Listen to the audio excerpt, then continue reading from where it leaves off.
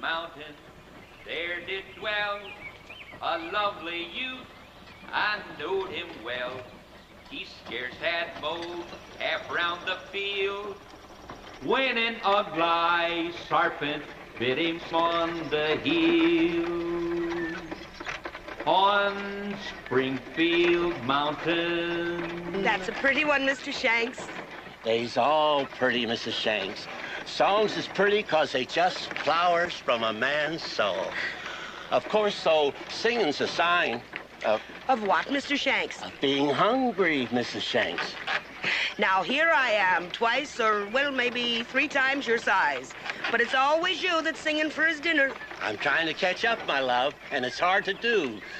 Vittles, my darling, or I'll sure fade clean away. Mr. Shanks, you're positively bottomless.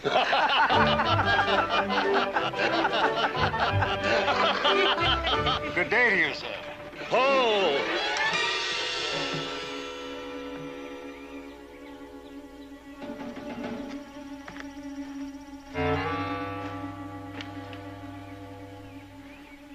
Well, now, sir, here stands a very fortunate man. And why might that be? Well, I was in need of help, and the good Providence provides. Look at me, sir. No rifle, no supplies. I was the victim of an Indian raid.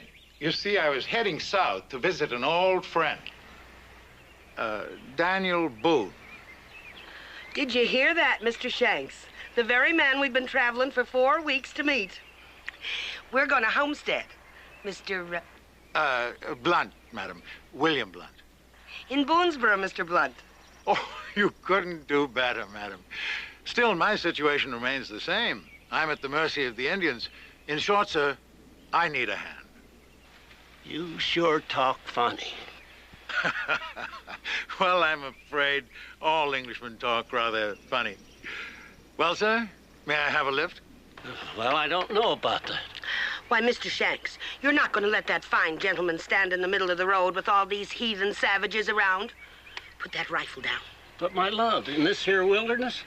If you let that nice man stand there, you can whistle for your dinner. Climb up, Mr. Blunt. Thank you.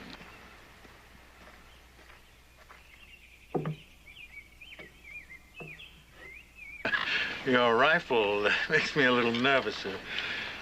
Thank you. 1,000 pardons, my friend. And thank you for the use of your wagon.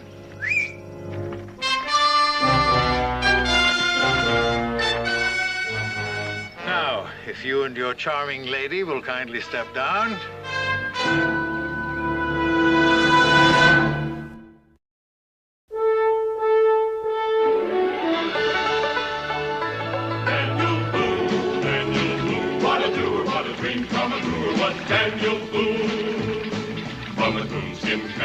Top of old Dan to the heel of his rawhide shoe. The rippenest, roaringest, fightingest man the frontier ever knew. Daniel Boone was a man, yes, a big man, and he fought for America to make all Americans free. What a Boone, what a doer, what a dream come truer was he.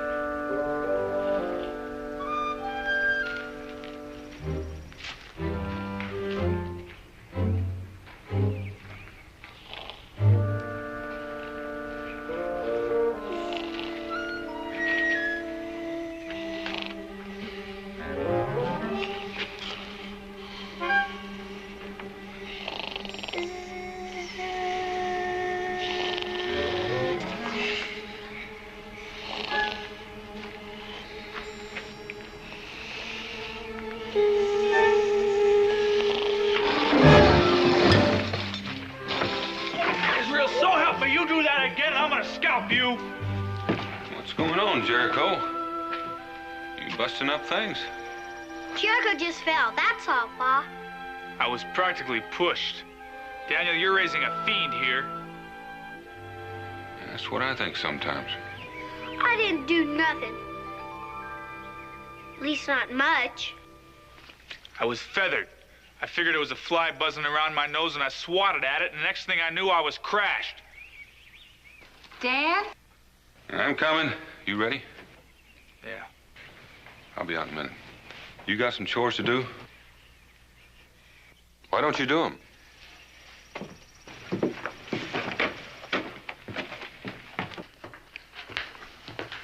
What was it, Dan? Oh, it's Jericho. You might say he fell.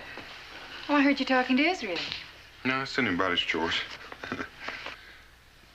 Could it be that Israel had something to do with Jericho's falling?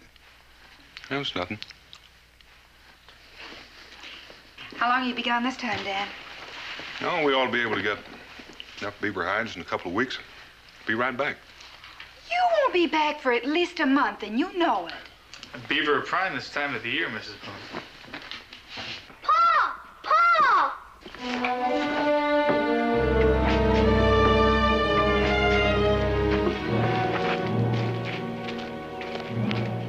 Trouble. They even walk like trouble. Mr. and Mrs. Shanks, I found them wandering about above the salt flats. It appears they're looking for you. That him? Daniel Boone.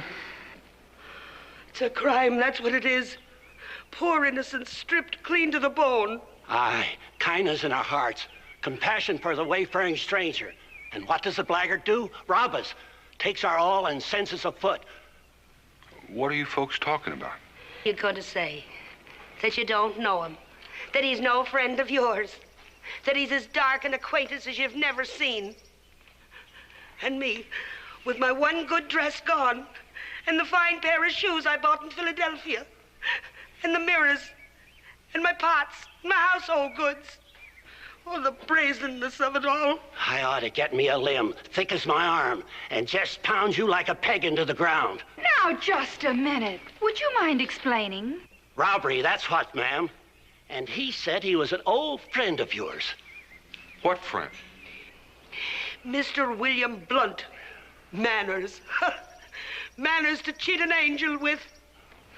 William Blunt. Aye. Now tell us you don't know him. That I wouldn't do. I do know him. Paradise, you said. That was Boonesborough. And here we are. And them all friends of thieves. Come on in, folks.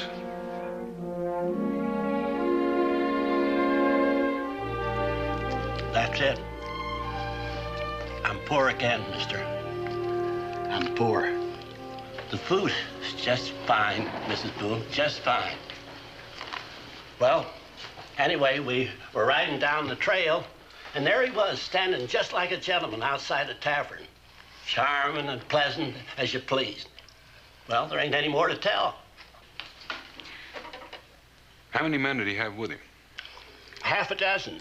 But before we knew it, we was walking and they was riding. William Blunt.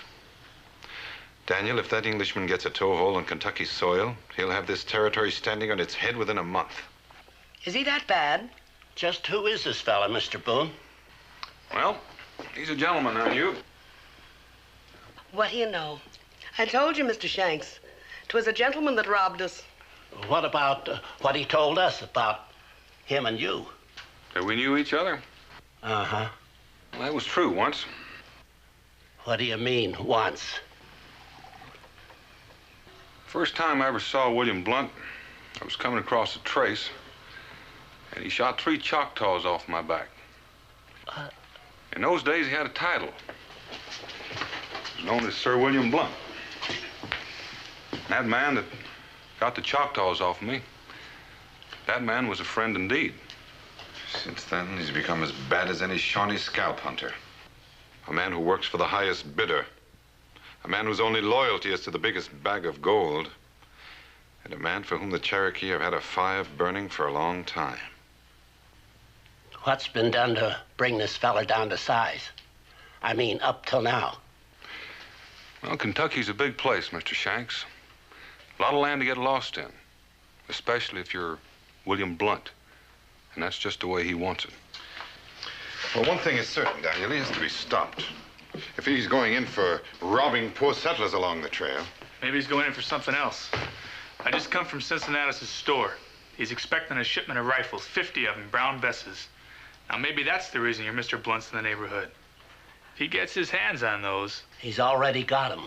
5 boxes of them. Hawkins up in Salem sent them down with me. Paid me 10 shillings, hard money. He sent them down with you? Mm-hmm. He was supposed to send him special freight. Weren't no special freight to send them with. Leastways, none dependable like me, so I took them. Had powder, too. Couple barrels. Well, guess he's got them all now. Do you realize what? I realize. A man like Blunt, 50 rifles and a Shawnee, that's a combination that could wipe out half of Kentucky. Well, he's got to be stopped, and right now.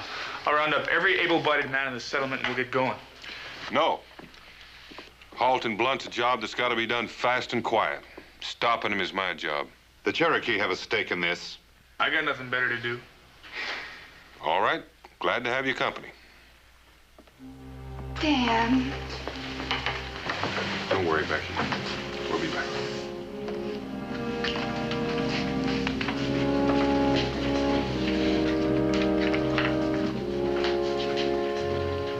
Can we do something, Mrs. Boone?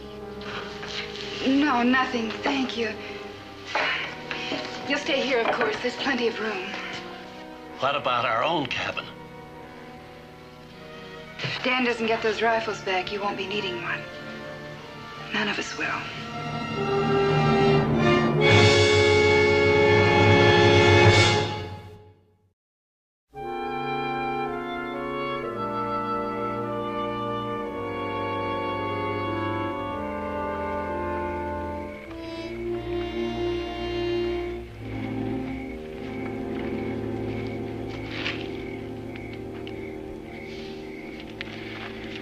Cold. I camped here, all right. How old do you figure these wagon tracks are? No more than a day. I'd say the same for the fire.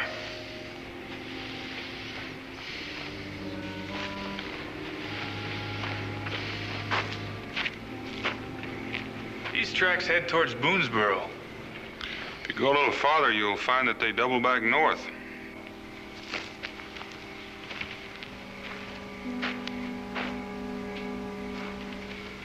Yep. It's fact. Yeah, I told him that trick myself. And a lot more. I got a feeling it'll all be coming home to roost. Well, come on. Moon enough, let's go.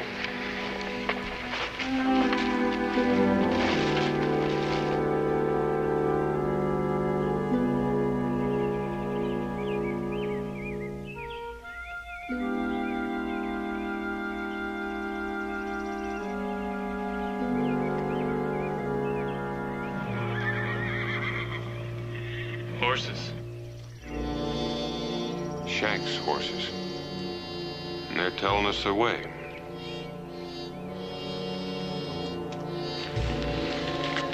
Hold on, hold on. Don't get excited about it. Get excited.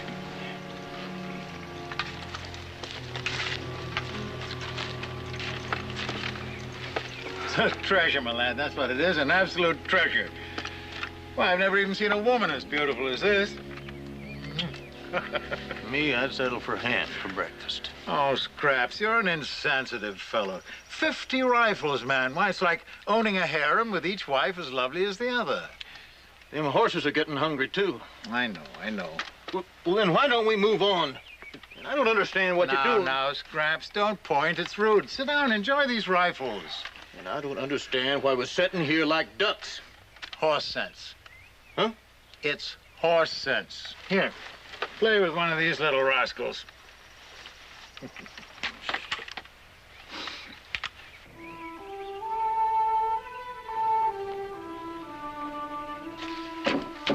Oh, patience, Scraps. You'll see. And what if we've been followed here? They can walk right in here. Exactly. But there'll be no bloodshed. Not a drop. Let's far enough. Well, my old friend Daniel Boone. Hello, Daniel. Drop those rifles and get your hands up.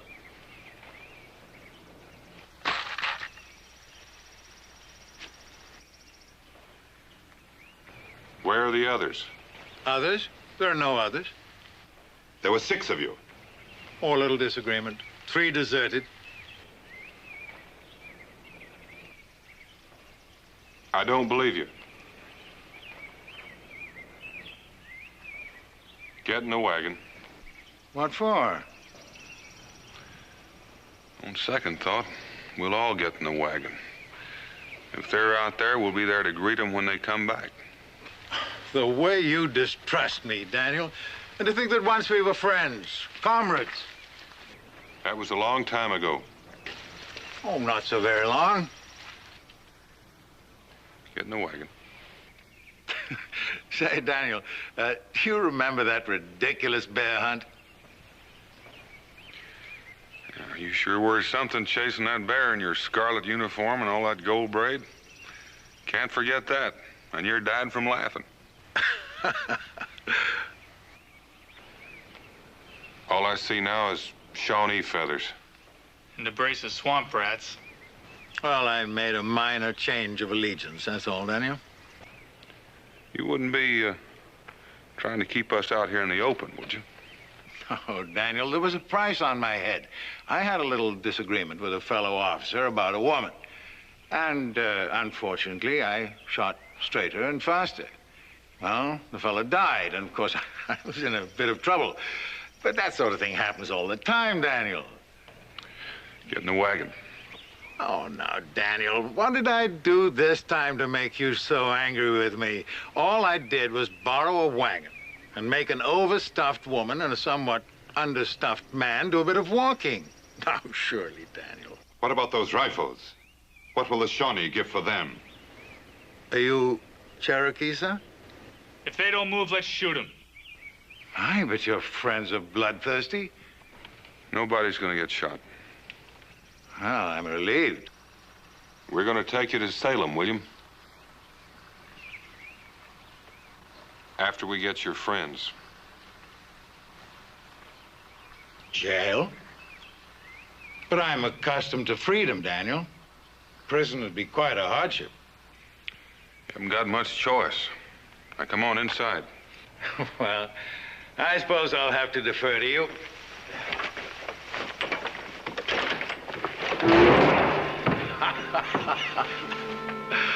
Well, you see, Scraps? No bloodshed.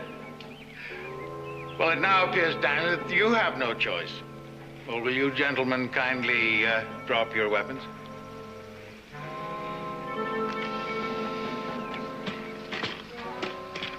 Thank you. Well, you'll have to admit one thing, Daniel. What's that? I learned quite well from the man who was perhaps my very best friend.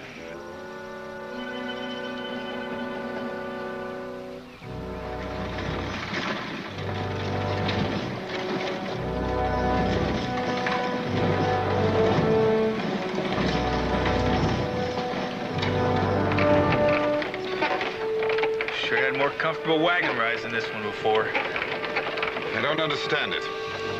Understand what? He could have killed us back there. But he didn't. And I don't think he will. Why not? He's no different from Gertie or Merle or any of them other outlaws, except for one thing. They're dead and he's alive. And I still don't think he'll harm us. I wouldn't put anything past him. He's a renegade. That he is. He's also a real curious man. Oh, now, oh. Trip's over, Daniel. And? Well, I've prepared a little test for you. And I'm sure you'll pass it with flying colors. When a man's murdered, there's no question about passing with flying colors. It's a sure thing. You bloodthirsty fellow. Who said anything about murder? Now, Daniel, I'm going to let you go. And this is your moment of departure. I don't ever remember teaching you this trick. No, this is a little thing that I thought of myself, Daniel. Now, you see, we're several miles inside of Shawnee country. Not exactly friends of yours, are they? Well, you could certainly make your way back without too much trouble. But if you try to follow me, two rather unpleasant things will happen. What two things? First, the Shawnee will certainly get you. Second, I'll kill him. You see, I'm only going to let two of you go. That young man, he'll be my hostage, or as Lloyd's of London might put it, my insurance. No deal. I'm not leaving Jericho. You have no choice, Daniel. Turn him loose, William. Look, I'm trying to help you, Daniel, to save you. Don't you understand? Head south. I wouldn't want it on my conscience. Come on, Jericho!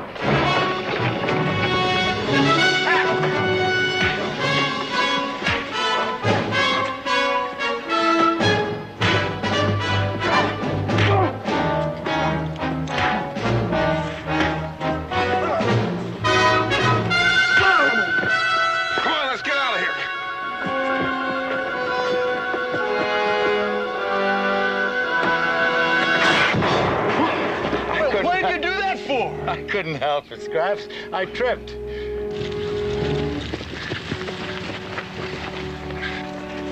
A remarkable man, my friend Bruin, isn't he? A remarkable man. Daniel! Good luck, Daniel! And don't follow us. I'd like our friendship to last. At least until the next time. I told you he was a mighty curious man. Come on.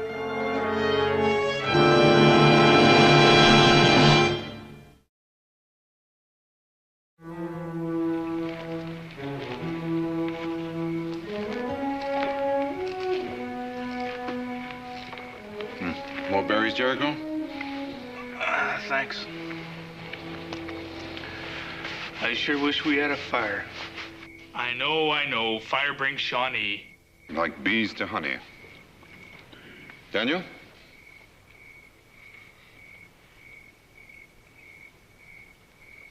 What are you thinking, Daniel? Thinking about those 50 rifles that are still heading toward the Shawnee. Are you still calculating on them rifles? We set out to bring them back. We haven't done it yet. But you heard what Blunt said about following him, and I think he meant it. He sure did. Well, what good would it do if we caught him anyhow? We don't have no guns, nothing. Oh, I don't know. We have 3 pairs of arms, 3 pairs of legs, 3 brains. We're not so bad off. I'm used to my arms, legs, and brains. I'd kind of like to keep them. But he won't keep them long. Neither will half the folks in Kentucky if Blunt gets those guns to the Shawnee. A man like that. He could have done a lot of things for people. Helped them build good lives. It's sad. He was a friend of mine, but I've got to hunt him down. Well, it's light enough to see wagon tracks, Daniel. You mean you're going after him now? Now, you coming? If not, you'll have to find a tree to spend the night in. The Shawnee are night hunters. Well? Daniel's right. Now let's go.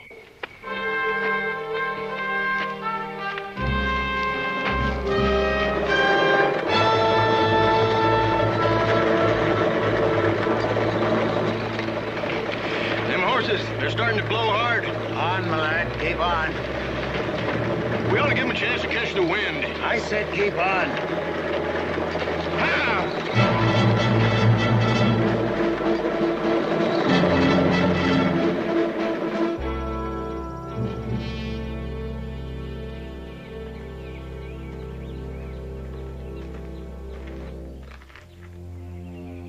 Well, they're still moving. Well, they haven't stopped since we lost them yesterday.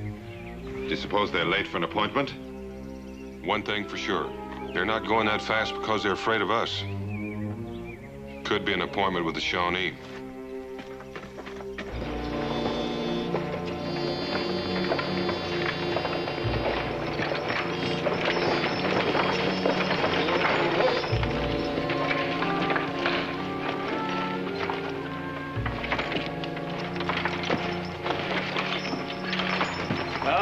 time.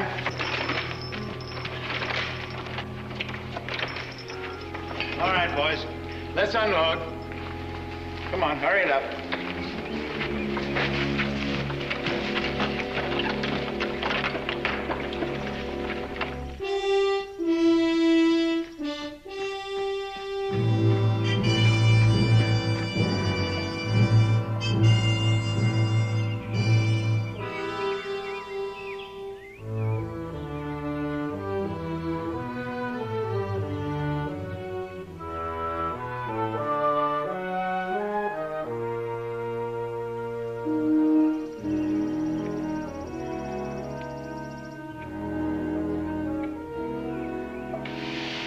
Blunt's main camp.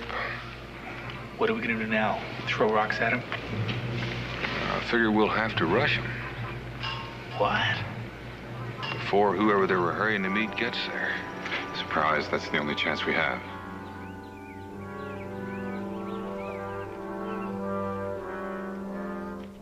There are two of them. They're heading for the lean-to.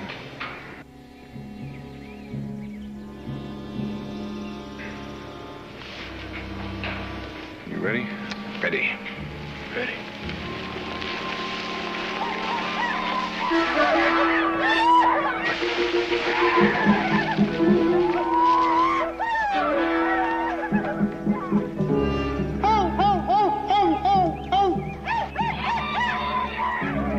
Scraps, hold your nose. Our foul-smelling friends, the Shawnee, are here. And this time we got more trinkets for him, huh? That's a profound truth. This time we'll get everything we want, maybe even more.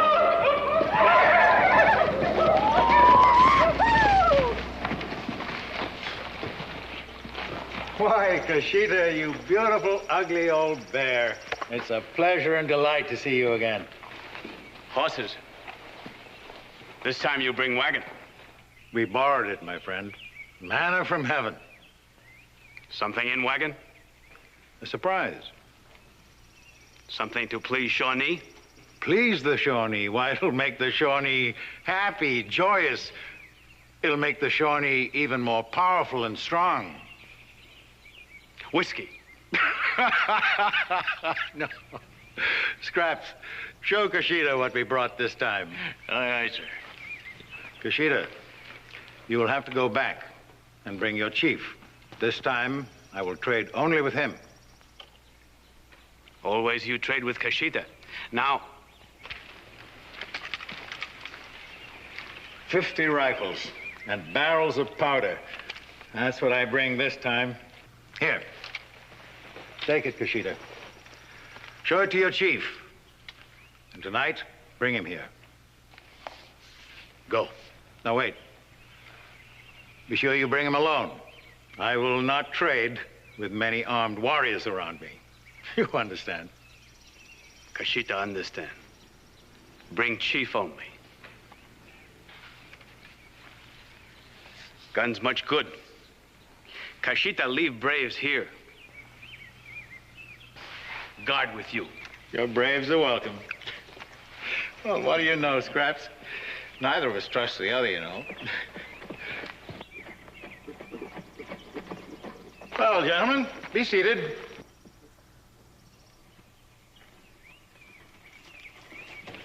Now, hurry it up. Get everything ready for tonight for our Shawnee celebration. There's 9 of them now instead of 6. We still gonna rush them? Well, it doesn't seem too practical, does it? Sure doesn't. What do you think, Mingo? Well, we expected a fight, didn't we? A fight, yes, but not a massacre. You'd feel better with a rifle in your hand, wouldn't you? About 100% better. Well, there are 5 cases of them in that camp. And all we need is one. But how?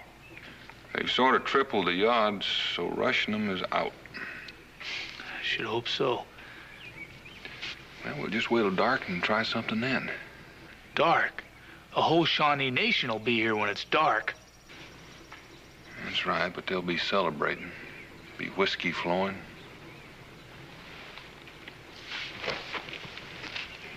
Where are you going? I'm going to sleep. Sleep?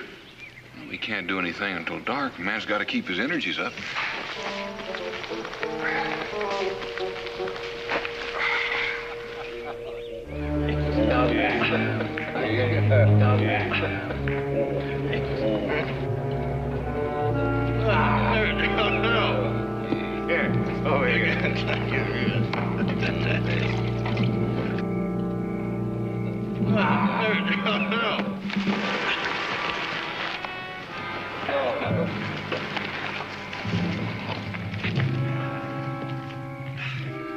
Well, they're all hitched.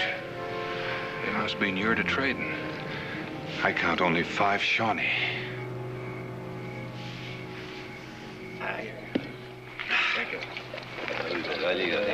Honor my house, gentlemen. This may not look much like the great hall of my ancestral home in Sussex, but it's good enough for the business at hand. You talk much. Well, I have much to talk about, but not about guns. In good time, my friend, in good time. Pleasure first, business second. What are you waiting for? Don't you get home with the trading? Protocol, my friend. Strategy. Entertainment first. You mean fill them up on drinking, and they won't know how much they're trading for them guns? You know, if I had it in my power, Scraps, I'd recommend you for a post in His Majesty's Foreign Service. No, this time we're trading for a lot more than a pile of pelts. Meaning? Land. More land than a single man has ever owned. Land and all the rights to it. Fur, fish, and mineral. A private empire, Scraps. That's what I'm trading for. Well, gentlemen, come on. We've got much to celebrate. I will be sure that this is true when I see the 50 rifles you talk about. You will. You're to meet us at the lean-to.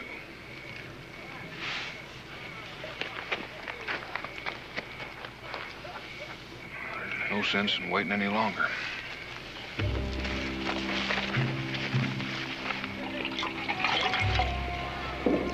How is it, Tita?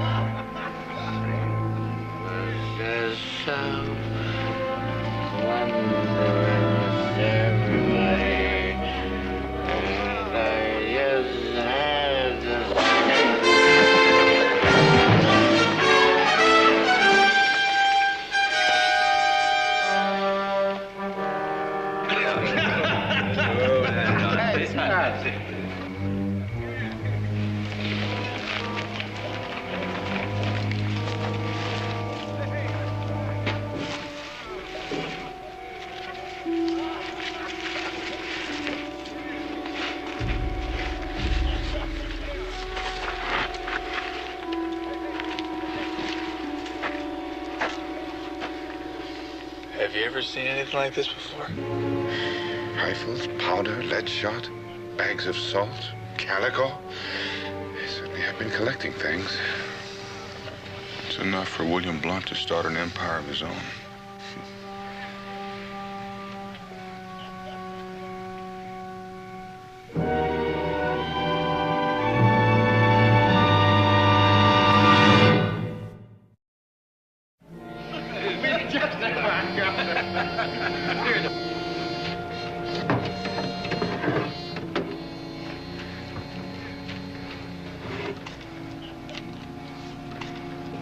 How much of this we gonna take back?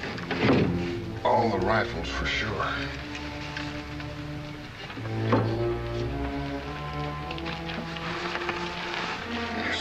fired and shot.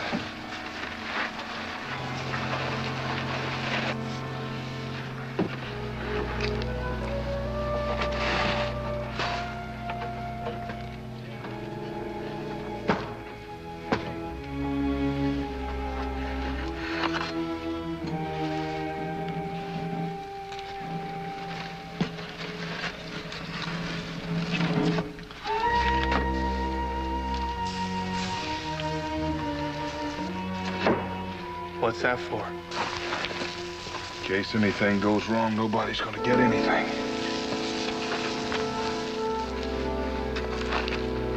Let's go.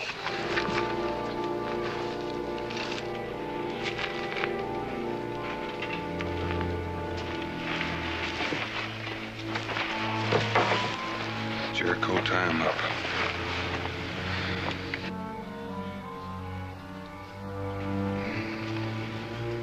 Meet us over there at the horses. Come on, Mingo. Let's circle around.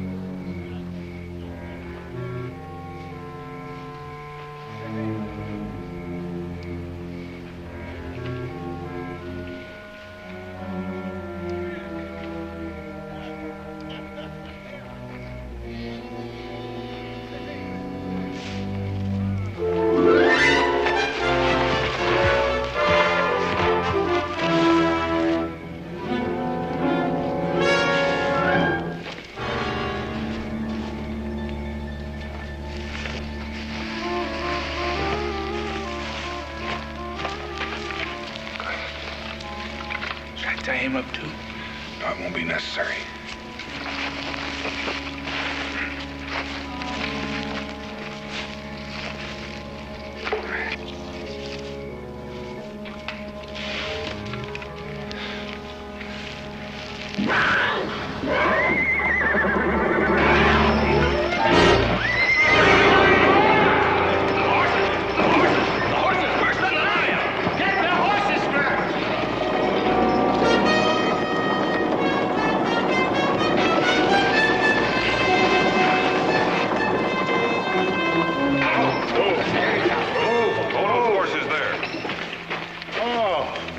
So you stampeded the horses? That we did. To the lean-to. Come on. Oh, Daniel, is this friendship? Well, in this case, I prefer a rifle. May I ask just what your plan is? You may. We're gonna load the wagon. With rifles, no doubt.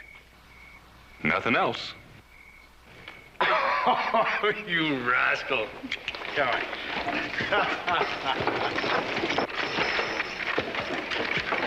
All right, that's far enough.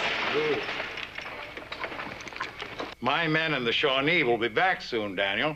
Then what'll you do? Well, now that depends on how long it takes you to load. Besides, we reduced the odds. Now, come on, you've got a lot of work to do. But I don't do rough work. Move! Well, he's as bloodthirsty as ever. You too. Yoshida, I've said it once, I'll say it again. There stands a remarkable man.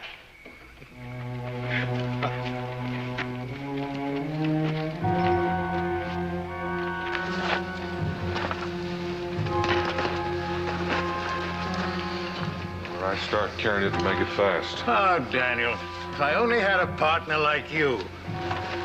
On second thoughts, though, a partnership with you might not last. In the wagon.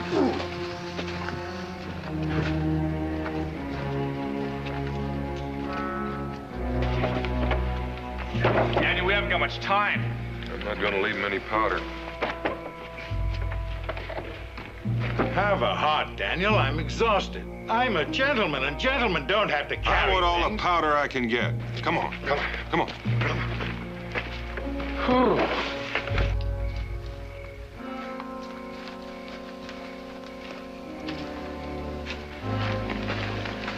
Pick it up.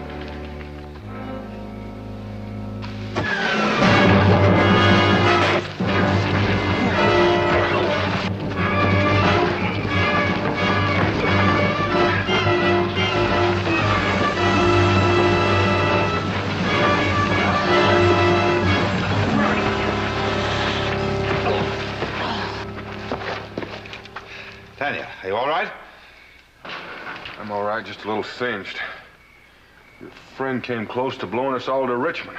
In your case, I'm afraid that wouldn't be quite far enough. Daniel, let's get out of here. Time's running out. Drag him to the wagon.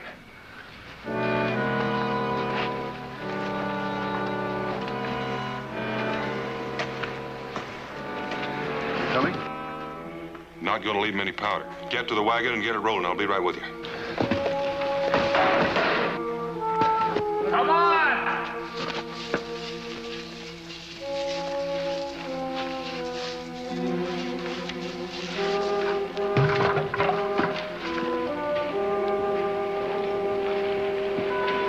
Drive him, Jericho. Get him out of here fast.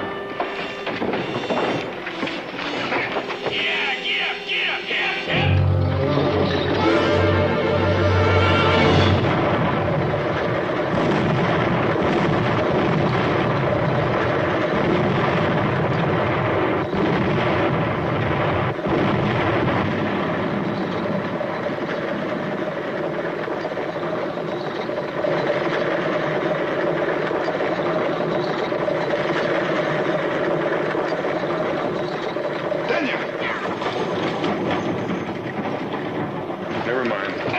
I'm sorry we lost him. We got all the important things. You better sit down. It's going to be a long, rough ride. Well, rough, perhaps, but not long. My friends will come out to me. First, they got to try to catch the horses. They will, Daniel. They will. Then they've got to try and take us. And with your reluctant help and the supplies we have, we ought to be able to hold off an army. You know, Daniel, it's a pleasure. A genuine pleasure to be captured by a far-seeing man. Thank you, William. Time up, Mingo. Oh, allow me.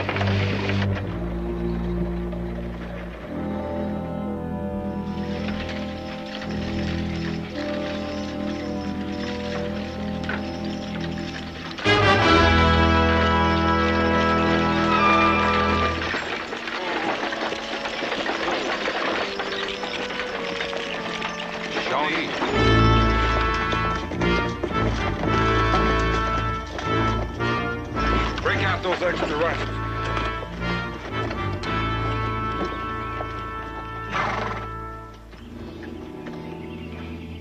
They're keeping out of range. It's not like Shawnee. Keep loading those rifles, Jericho. Daniel, What? we're old friends, you and I. They're your friends, the Shawnee. Answer me, aren't we? We were friends. Then listen to me. You haven't got a chance. Look. There, too.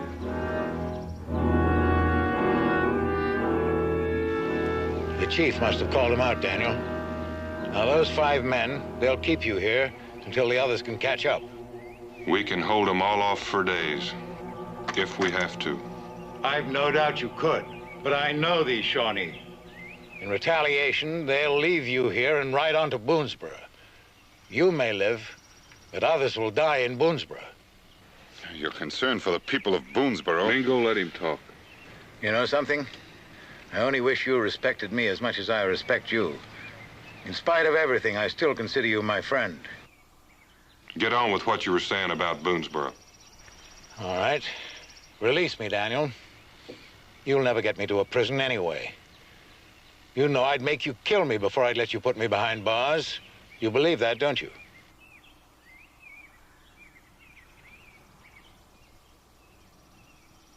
Now, all the Shawnee want is to rescue me. They need me. I'm important to them. They listen to what I say. Release me, and I'll head north for the Shawnee, and that'll be an end to it. You gonna believe him, Daniel? I'll keep my word. Remember, you may be able to hold off the Shawnee, but then they'll descend on Boonesborough in vengeance to burn and kill. You'll be left here with all these guns and shot and powder while your neighbors die. Will you let me go?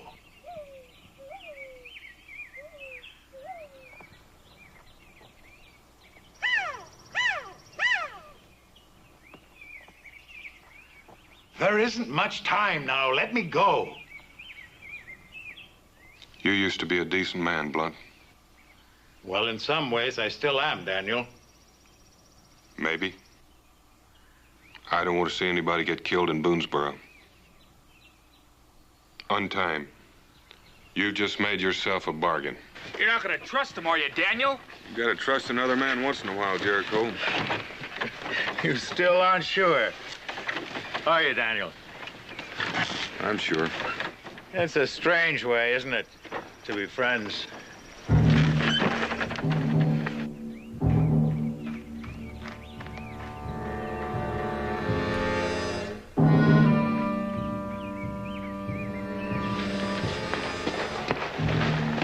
Now we will all go home. Then we will tell the chief. Eh, Kushita? Oyama.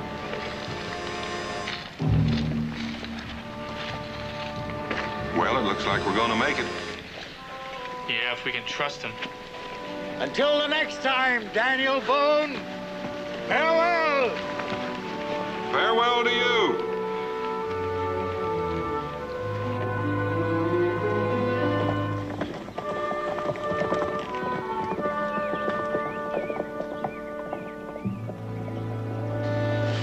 Now let's head for home.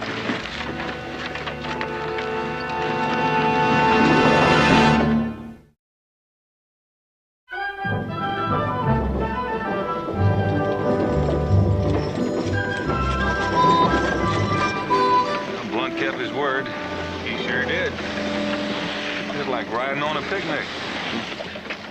Sun's a-shining, bees a-buzzing. No Shawnee in the woods. Say, do you know what we did? What? We found the rifles, all right, but we lost all of Mr. Shank's household goods. Yeah, we really made him a poor man. I don't go along with that. Shanks and all the people at the settlement still have their lives, and that makes them rich. Dad? Uh-huh. I gotta admit it. When you let Blunt loose, I was sure we were gonna get double-crossed. Yeah, but we wasn't. Sure wasn't. All of which proves one thing. What? We're just as lucky as a Shanks. A man never knows how many good friends he has. Get up there, Bessie.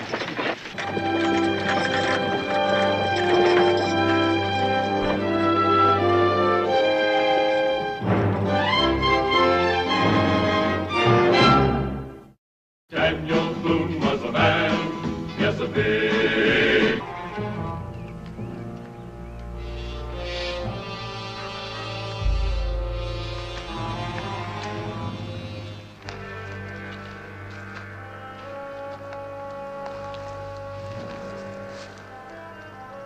I've been watching that cabin for over an hour now. I ain't seen nothing except them two women. Besides, I already told you, Boone was still in Salem when I left. Stands to reason he couldn't be home by now. Well, I suppose we have to take the chance. Can't travel very far without supplies. Take your friends, get what you can. And make sure that the family is properly recompensed.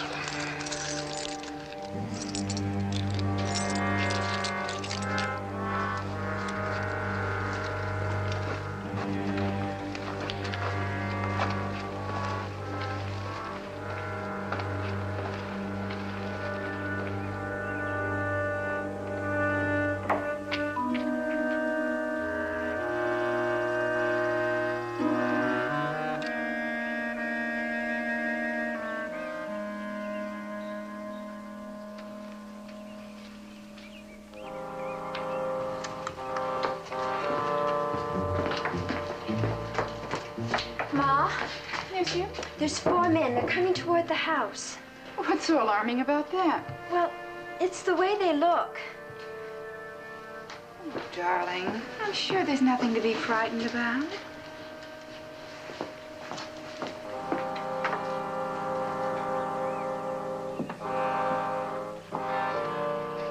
Morning, ma'am.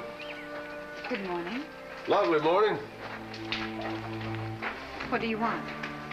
Well, we were just traveling through and we ran out of grub. Thought maybe we could get a few supplies. Well, I suggest you try the Ford. It's right down the road. They have a store there. Well, there's certain reasons we can't do that, ma'am. So I guess we'll just have to get them here.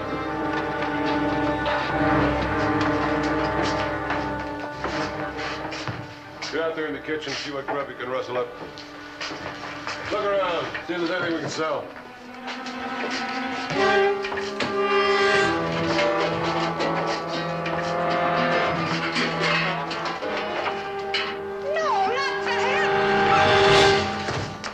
Ma'am, you know better than to cause us any trouble. Besides, Coot don't like to be fussed with. You just wait until my pa gets back. You'll be sorry. By the time your pa gets back, we'll be long gone.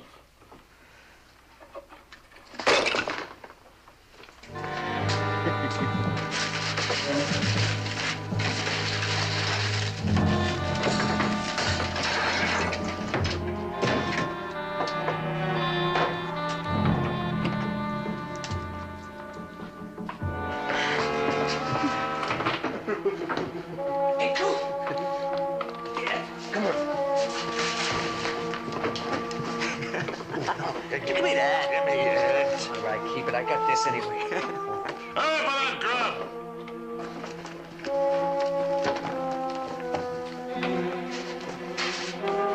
Let's get moving.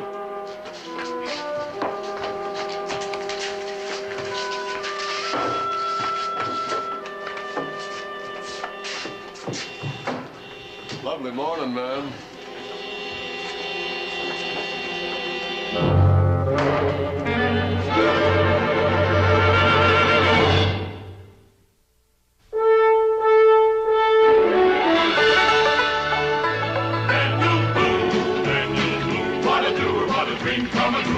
Daniel Boone. From the coonskin cap on the top of old Dan to the heel of his rawhide shoe, the rippin'est, roarin'est, fightin'est man the frontier ever knew.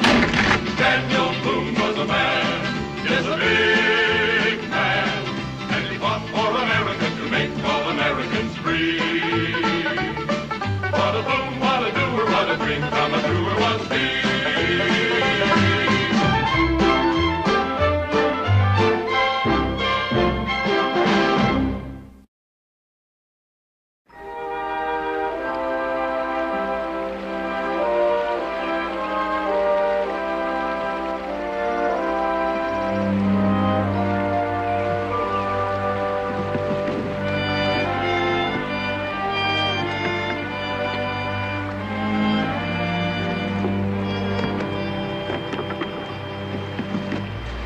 Let's hide the boat in case somebody comes along before we get back.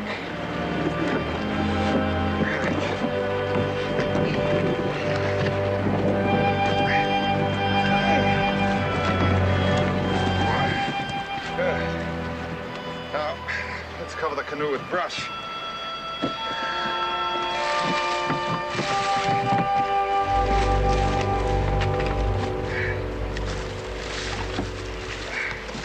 Israel? Have you ever been this far upriver? Nope. The last time Pa came up here, he said I was too little. He promised I could come the next time, though. Well, then he kept his promise by giving you permission to make the trip with me. I was afraid Ma wasn't going to let me come. I'm sure glad Pa finally talked her into it. Well, so am I. It would have been a mighty lonely trip without you. How long are we going to be here? Well, our cache of furs is about 5 miles inland from here. I imagine it will take us about 2 days to bring them out. Even with me helping? Even with you helping. Why? Are you beginning to get homesick already? Permanently, no. I was just hoping it'd take a little longer. I like being out here in the woods with you, Mingo. Well, then, with good hunting, and if we walk slowly enough, I think we might add another day. I walk just about as slow as anybody. Mom says even slower when I got some chores to do. So I've noticed from time to time.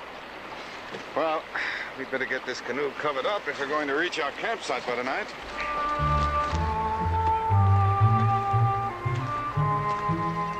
Israel, I'm afraid you're setting too fast a pace for me, lad. I'm sorry, Mingo. I didn't realize I was going so fast. But then I guess you get tired easy when you get old. Yes, I'm afraid that's true. Got much further to go? Oh, not more than half a mile. Well, seeing that you're so tired, maybe it'd help if I carried your rifle or something. No, thank you, son. I think with a moment's rest I'll manage.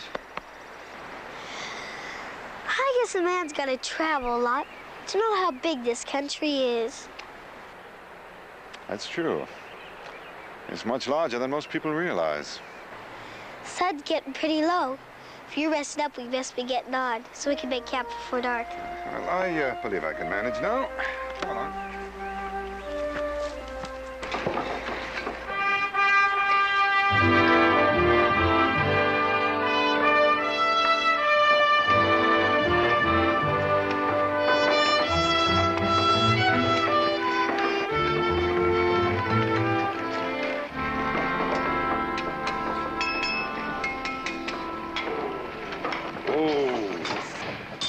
It sure does feel real good to get home again. What have you got against Salem? Nothing. Just got something against the time it takes to get there and get back. Wonder what Cincinnati's one's done with these supplies. Well, that's his problem now. You thirsty? I'm right behind you. Cincinnati? Daniel, sure, I'm glad you got back. I was about to send a messenger out for you. Why? Well, I'll let Becky tell you. She's the one it happened to. Becky! Dan.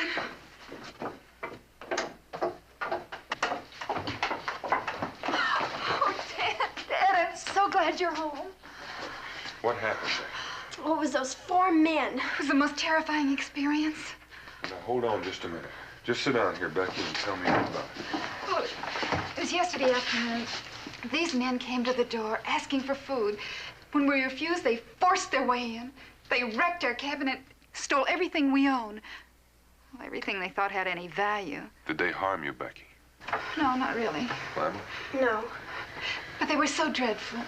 After they left, I brought Mom here to the fort for fear they'd come back. What'd they look like? Oh, one was the most vicious-looking man I've ever seen. And he had an Indian necklace. He seemed to be their leader. What about the others? They were all about alike. All filthy. Did you hear anybody called by name? Let me think. Yes. Yes, I think the leader called one of them Coot. You think you might know him, Daniel? I know him. That's Rafe Todd and his bunch of renegade scalp hunters. What are they doing ranging this far south? That's what I'd like to know. Becky, which way'd they head when they left the cabin? Upriver. Cincinnati's put me up some food. Mama, I want you and Becky to stay here until I get back. No, Dan. Those men are desperate. And what they took isn't worth the risk of going after. That's not why I'm going, Becky. What worries me is that Israel and Mingo are camped someplace upriver. Now, Cincinnati's, what about that food? You're coming right away, Daniel. Better make that food enough for 2. No reason for you to go along. No reason why I shouldn't either.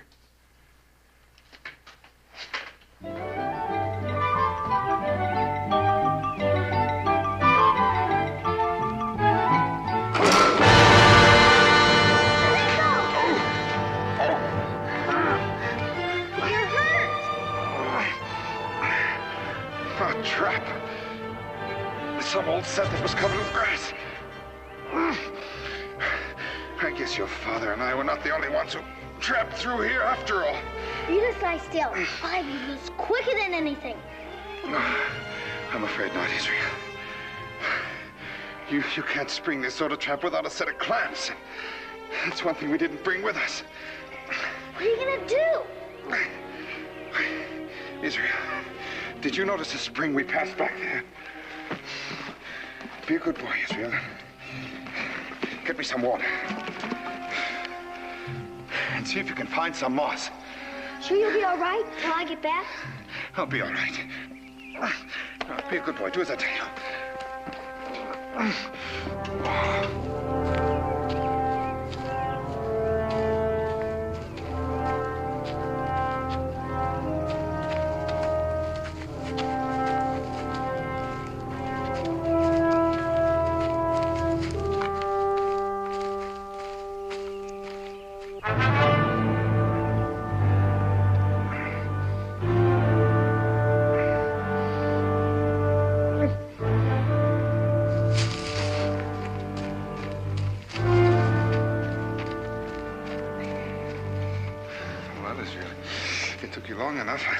I was beginning to think you managed to get lost. It took me quite a while to find the moss. Bleeding pretty bad. Hurt much? It hurts. But I think I'll live through it. As soon as I get a fire going, I'll heat the water. When it's washed off good, I reckon it'll feel better. Ma and Pa taught me that whenever I got hurt. I'll just put a little powder on, and it'll fly up quicker. Sir.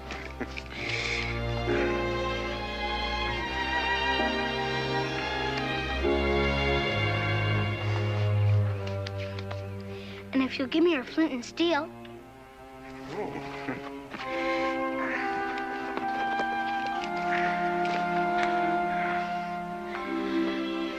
I'm lucky to have brought you with me, Israel.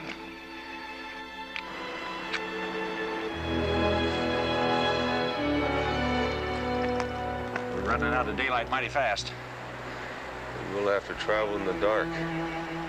Todd hates me too much not to take it out on Israel and Mingo. Won't be very long now.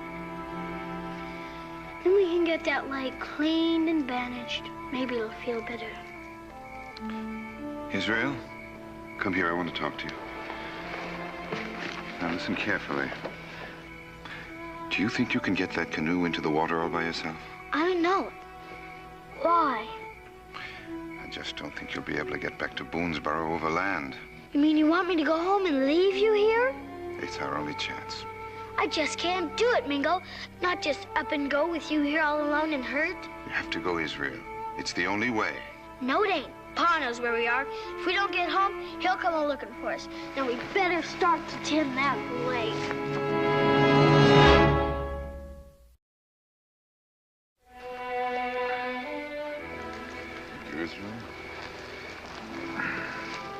Israel, you've had a long day. Don't you think it's time you got some rest? Well, I got him and I'm a little tired. Then why don't you bed down for the night? But you I'll be all right. My leg feels much better since you cleaned and bandaged it. I'll keep watch for a while. Well, I guess I could use a little sleep, but I ain't gonna do unless you promise me to wake me up so I can put some more wood on the fire. I promise, I promise. Well, in that case. Good night, Mingo. Good night, Israel.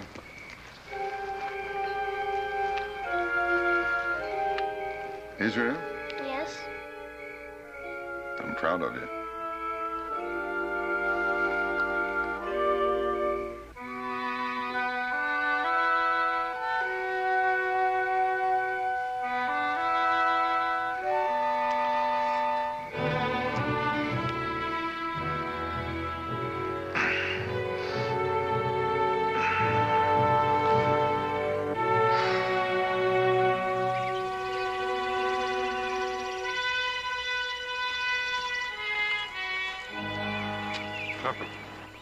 Find something, Daniel?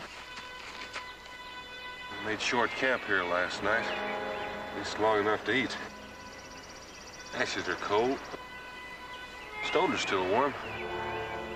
I figure we're no more than 8 to 10 hours behind them. Then we're gaining on them.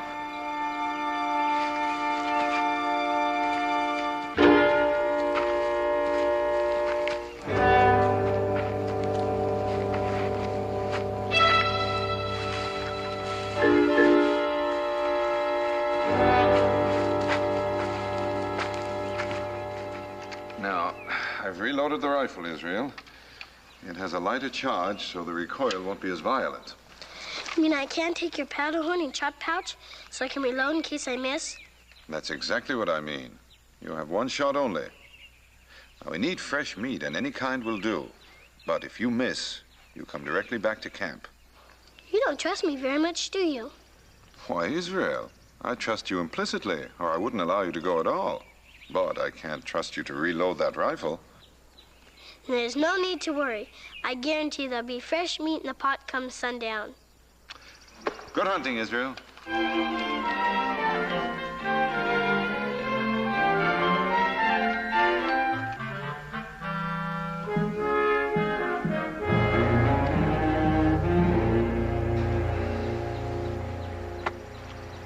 I fail to understand why we've been in such a confounded hurry. You think we've had the entire colonial militia at our heels? It ain't the militia I'm worried about. I figure Boone might be on our trail. Why should Boone follow us? You did pay for that food and those trinkets, didn't you? I've been meaning to tell you about that, Morgan. You mean telling me you deliberately looted that house? Oh, I wouldn't exactly say that.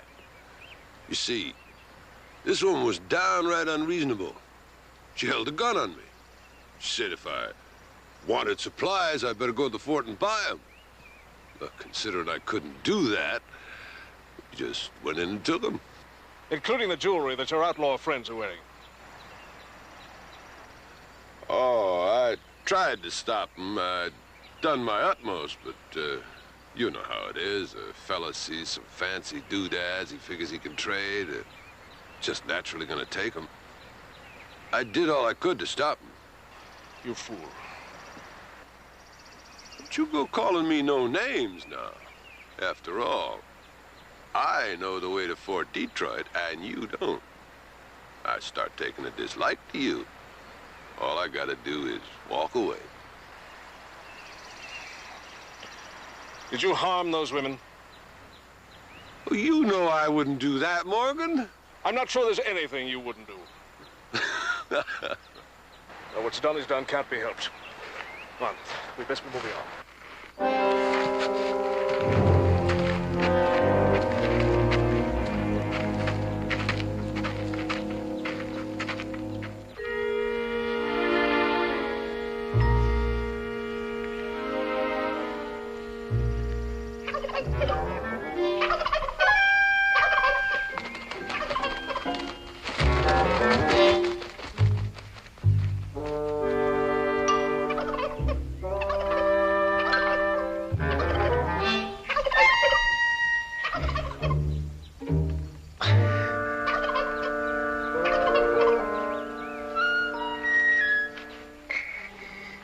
Let your breath out. Make sure you got a good bead on the target.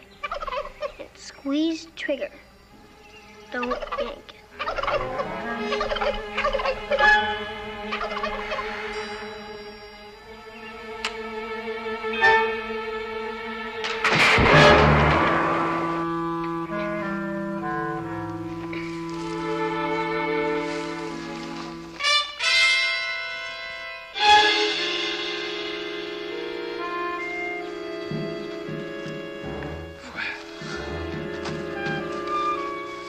Look what I got, Mingo. A fat old gobbler. Israel. It shot right through the head. Israel, that's fine marksmanship. I just did what Pa told me to do. Let my breath out. Make sure I got a good bead on the target. Then squeeze the trigger instead of jerking it. Yes, then what happened? It knocked me flat on my back. Well, the important thing is you made the shot good. I'll get that bird started cooking. And then we better change the bandage on that leg.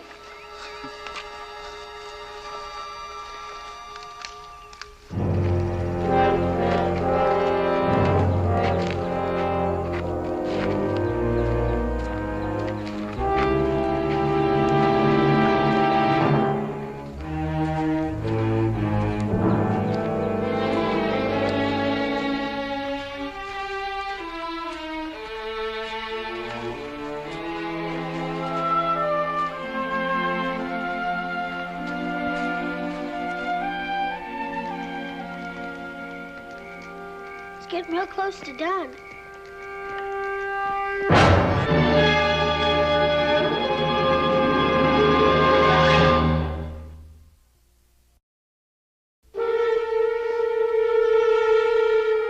Morgan, come on in here. I got something to show you. Ain't that a sight? You know, I used to trap this country once till the Shawnee run me out. That's a bear set I made 3-4 years ago. Look what I catched. I done catch me an Injun. I see nothing amusing about an unfortunate accident. It's a good thing we stopped by. We'll have you out of this trap in a moment. Gee, mister, I'm sure glad you came. I need help real bad. Israel. Give me a hand here, Todd. What's the hurry? I'm hungry. I couldn't spring that trap all by myself. And it looked like all we could do is wait until my pa... Israel. Gee, Mingo, all I was doing is asking him for help. Who are you? And what are you doing here? Allow me to introduce myself. My name's Roger Morgan. My name's Israel. His name is... Never mind, Israel. Your friend's quite right, son. In this country, it's wise to be suspicious of strangers. It's not you I object to, Mr. Morgan. It's the friend you brought with you. That's why I call it downright unfriendly attitude. Here we are just trying to be neighborly, and you go getting hostile. And you can lay that gun aside, too. I ain't gonna give you a chance to use it, nohow.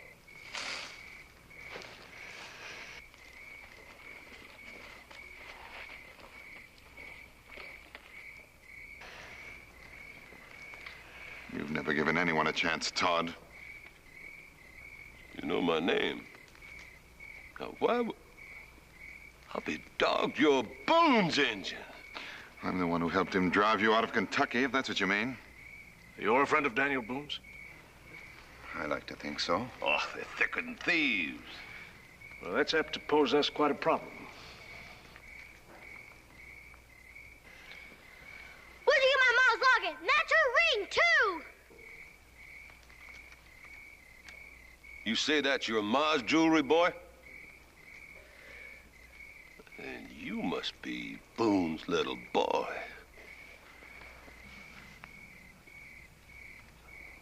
Ain't this a nice family gathering? What have you done with Mrs. Boone? I'm sure no harm's come to the lady. You give me back my mom's things. Hold on there, boy. Those doodads are all bought and paid for, legal-like. You're a liar, Todd. You've never bought or paid for anything in your life. You shut your mouth, Indian.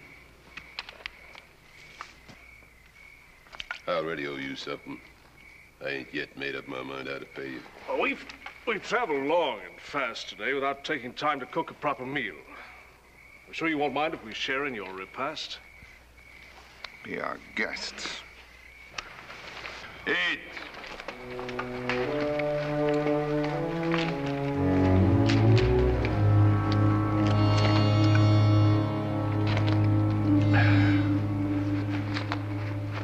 We're still in Shawnee territory. You three better go out and stand guard. You figured on spending the night here? I ain't decided yet. Yes, me, we better keep traveling. Nobody asked you. Now get out there and do what I said. You know, I was real nice of you to offer to share your supper with us. Sound Christian principle, Todd. Never turn a hungry man from your door. But then, of course, that would be impossible for you to understand. I, for one, am extremely grateful for the food. I regret that my companions have left so little of it for you.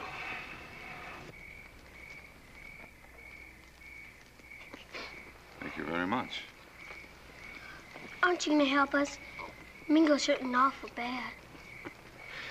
Well, I'm sorry, but the circumstances being what they are, I'm afraid that's quite impossible. What circumstances? I think I can explain, Israel. You know, you're quite perceptive and well-spoken for an Indian. My father was English. I spent some time at Oxford. Really? Well, that makes us fellow alumni, then. I attended Oxford for 2 years before.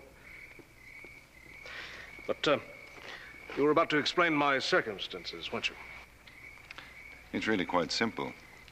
My guess would be that you've just come from 96, the Loyalist stronghold on the Saluda River, and that you're carrying vital information, topographical details, armaments, fortifications, Estimated strength of military personnel? How'd you deduce all that? Your wrist betrayed you, sir. It bears the insignia of the Royal Lancers. A marking on the skin that can never be erased. You're quite right, of course. And knowing that, you understand why I can't set you free. Yeah, I figure it's time we pulled out, Morgan. The Boone is chasing us. He ain't gonna stop because it's night. He'll just keep coming. Yeah, I suppose you're right, Todd. What are we gonna do with them two? I haven't made up my mind yet. Well, ain't no need for you to worry. You just leave that there engine to me. I guarantee he won't do any talking. I take it you propose killing him. Well, that's as good a way of keeping him from talking I know of. What would you accomplish by that? He's helpless. No threat to us. Well, you got any better thought? We leave him here. But if Boone should happen to catch up with us, the boy could be of value as a hostage. Sometimes you do get a good idea, Morgan.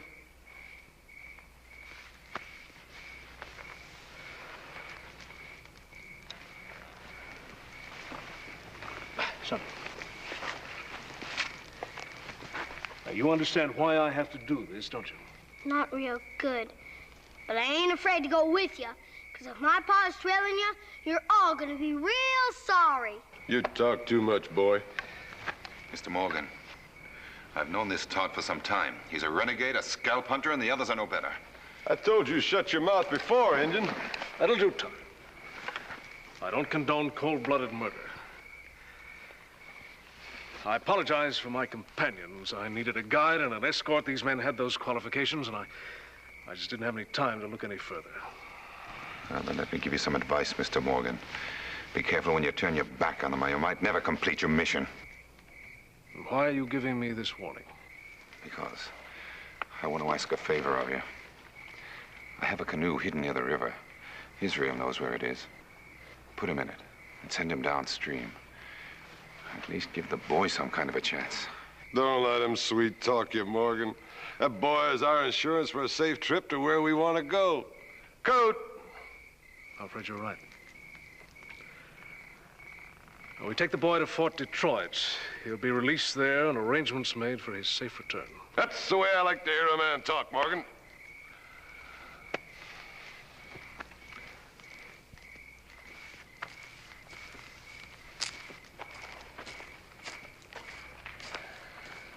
Take the boy. Tell the others we're pulling out.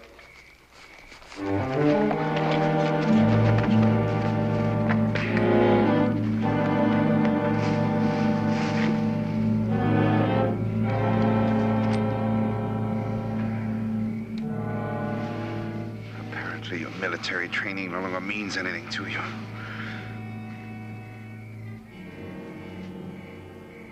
I feel sorry for you. Oh, you're mistaken, sir.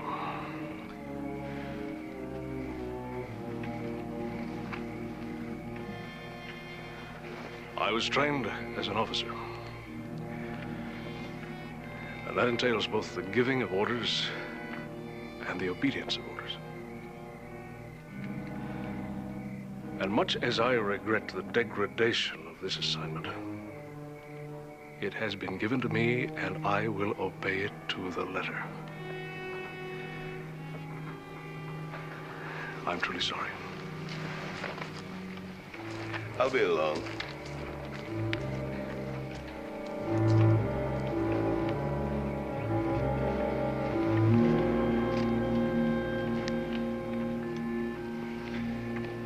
I suppose you stayed behind to kill me. Yeah, I considered it. As soon as Morgan gets down the trail of ways, I changed my mind. Out of mercy and kindness, I'm sure. Oh, I wouldn't exactly say that.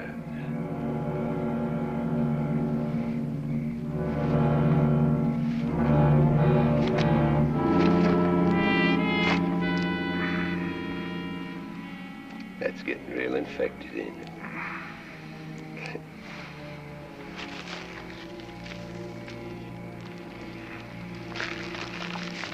help it along a little bit.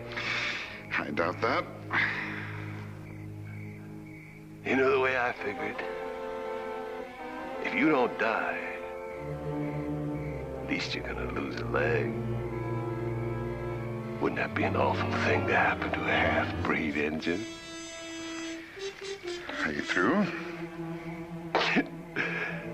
Sure feels good to get back at a man, yo. And I owe you. I owe Boone, too. I'll get back at him. 'Cause I got his kid. And I already got back at you. 'Cause all I gotta do is leave you here to rot. Sure feels good to get back at a man you owe. Todd. Yeah. I'd like to make a little suggestion. Why don't you just kill me now? I like it better my way. I wasn't suggesting it for me. I was suggesting you do it for yourself. How do you figure? Because if you don't kill me, Todd, I make you a promise. I'm going to kill you.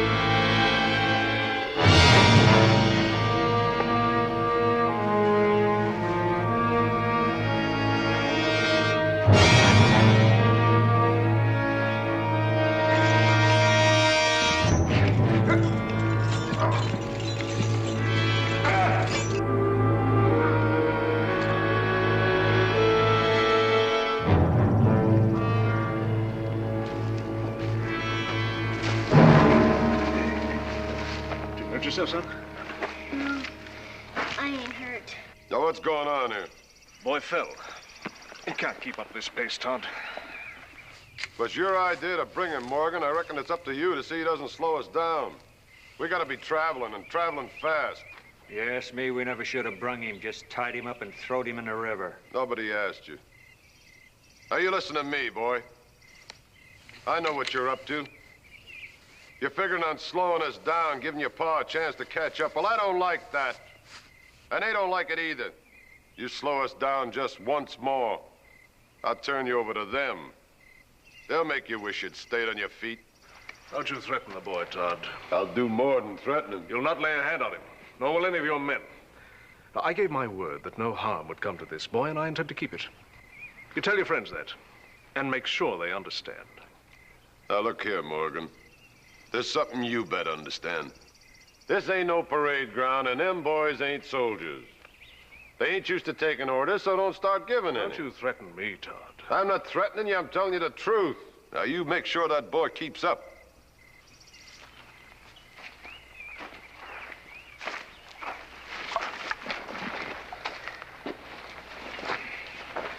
I'm sorry, son.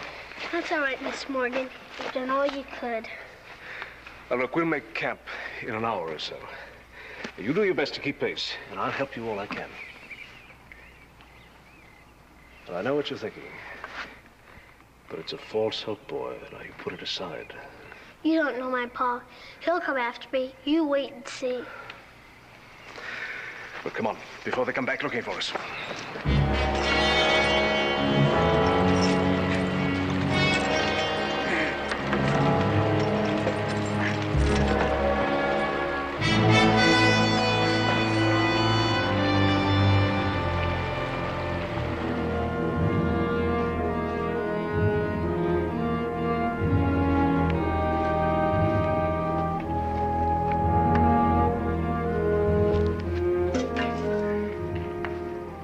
more tracks.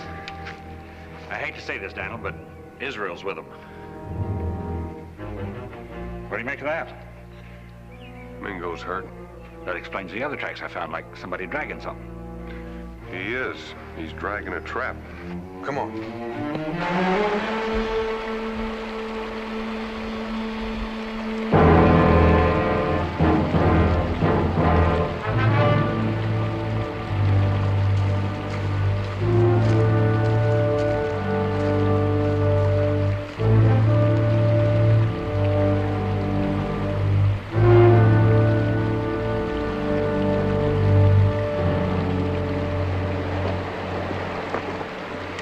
Mingo. Daniel? Where's Israel? They took him. What happened to you? Never mind what happened. Let's get this bear trap off of him. Can you stand up? I'll try.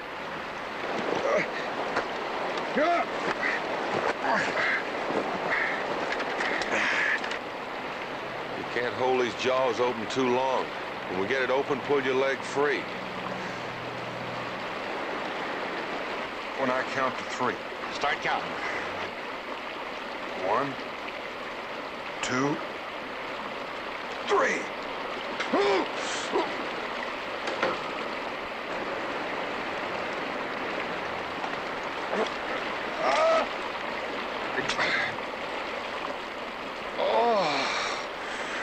Tupper, you take care of Mingo. I'm going after Israel. Right.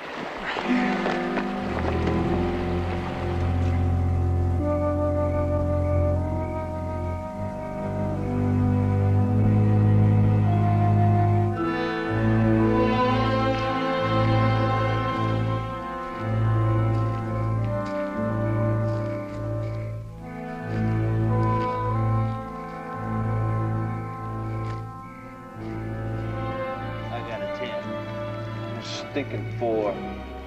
Hey, are you cheating? Sure, ain't you? Shuffle, that puts me 2 up. Quit you 1. They gotta keep up that bickering all night? Does it bother you, Morgan? Yes, bothers me a great deal. Tell them to stop. So I keep repeating and repeating, and you don't hear me. They ain't used to taking orders. You have some authority over them. Come on. I've seen you use it. Well, sometimes I tell them. Sometimes they tell me. I reckon this is one of the times they do the telling. Come on. I don't understand you. Let me cut. See, they're playing high card. First one gets 5 ahead's the winner. 7. 3. And looks like Coot just won. What stakes are they gambling for? Well, I wasn't going to tell you that, Morgan, because I got an idea you wouldn't like that. What do you mean? Well, seems the boys are tired of being slowed down by this here kid. So they're gambling for him. Gambling for the boy. Maybe I should have said for his scalp. His scalp? Worth $50 in Fort Detroit.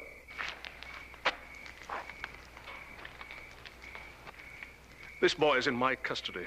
Looks like Coot just won him.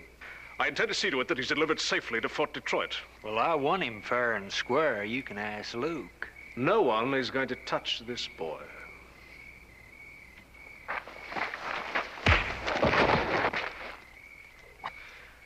I'm taking the boy, Todd. I may not know the way to Fort Detroit, but I know the way we came. And don't you try to follow us. Oh, I ain't gonna try to follow you, Morgan. I got an idea you ain't going no place.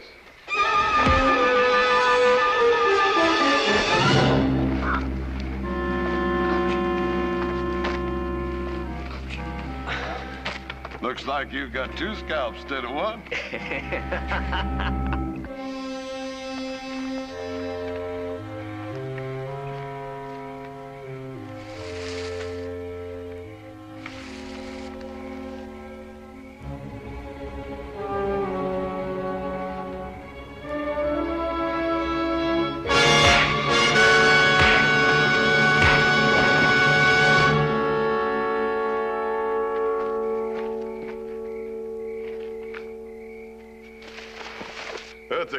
you got a thick skull, Coot. He gave you quite a clout. I reckon you'll have a headache for a day or two. Pa! I told you he'd come. I knew he would. Out there in the bushes. Spread out in those trees. That's Boone out there. That ain't gonna do you any good. We'll see about that, son. Just wait your spell.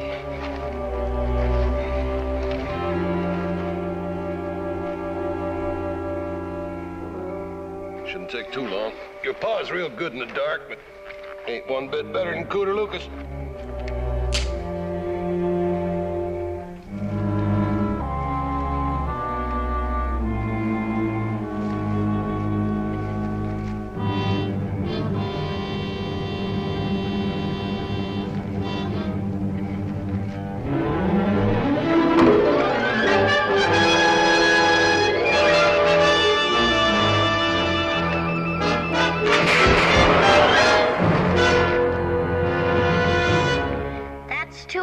Don't be so sure. That could be your paw got down.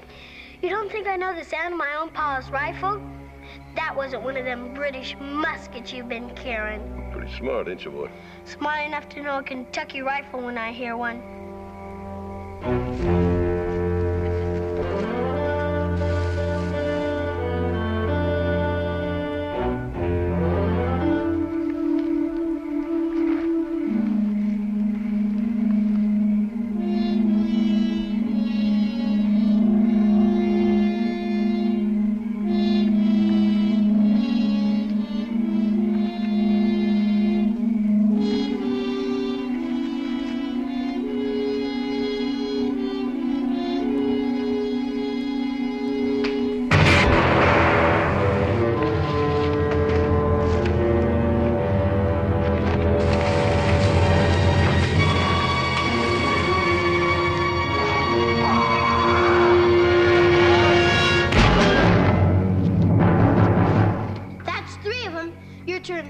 Pretty soon. There was no Kentucky rifle, boy. That wasn't my pa that yelled either.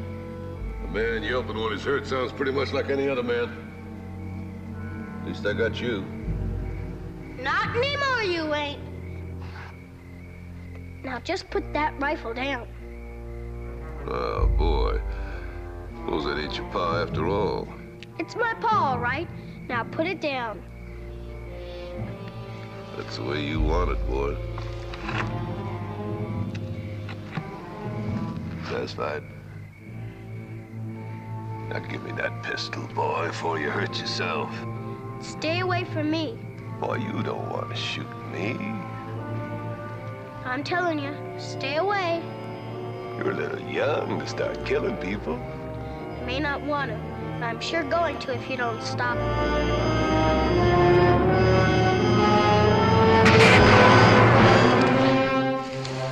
I'll be dogged. You really did mean to kill me, didn't you, boy?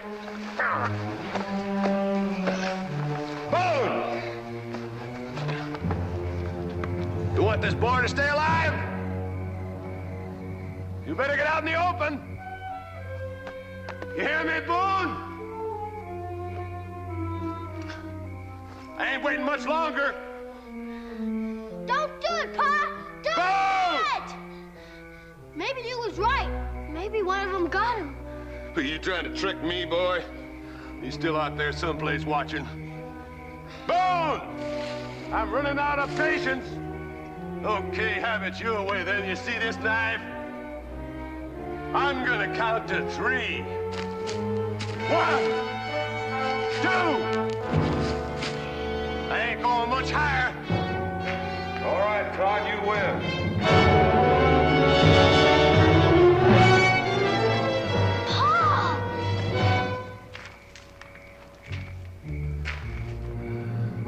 That's what I call being real sensible.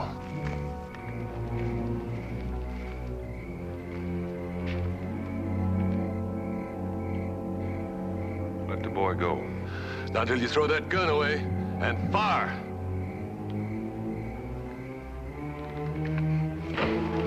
Pa! Better get out of there, boy. You're gonna get killed. Do what he says, Israel.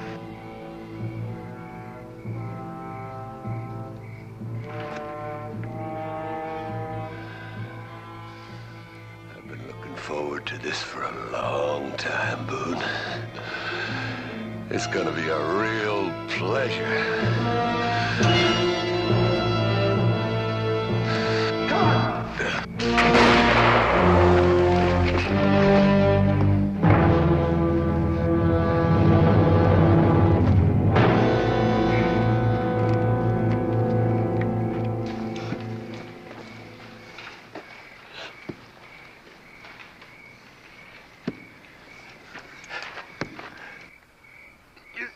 Said I'd better kill you. Next time an Injun tells me something, I'm gonna believe him. I don't know how you got here. I'm sure glad you did. Tupper?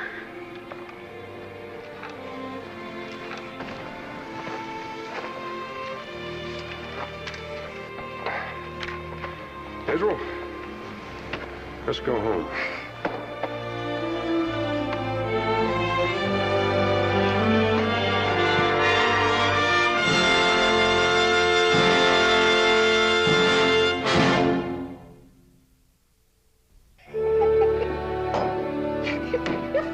The wildest tale I ever did hear. You sure you ain't lying, Daniel? You don't believe me? Ask Tupper. Why should I believe him? He's a bigger liar than you are. Oh, I ain't never told a lie as big as this. Ain't got that much imagination. I always thought Indians were supposed to be good in the woods. I reckon I'm going to have to change my mind now. Keep it up. Keep it up, Cincinnati. I'm going to set a trap for you someday. Mighty hunter, mighty woodsman, mighty trapper.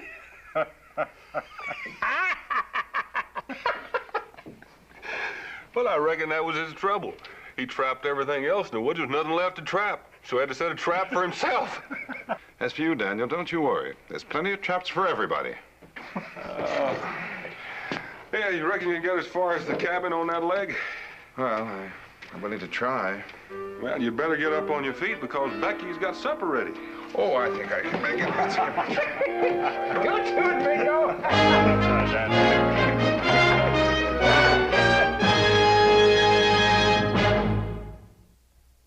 Daniel Boone was a man, yes, a big.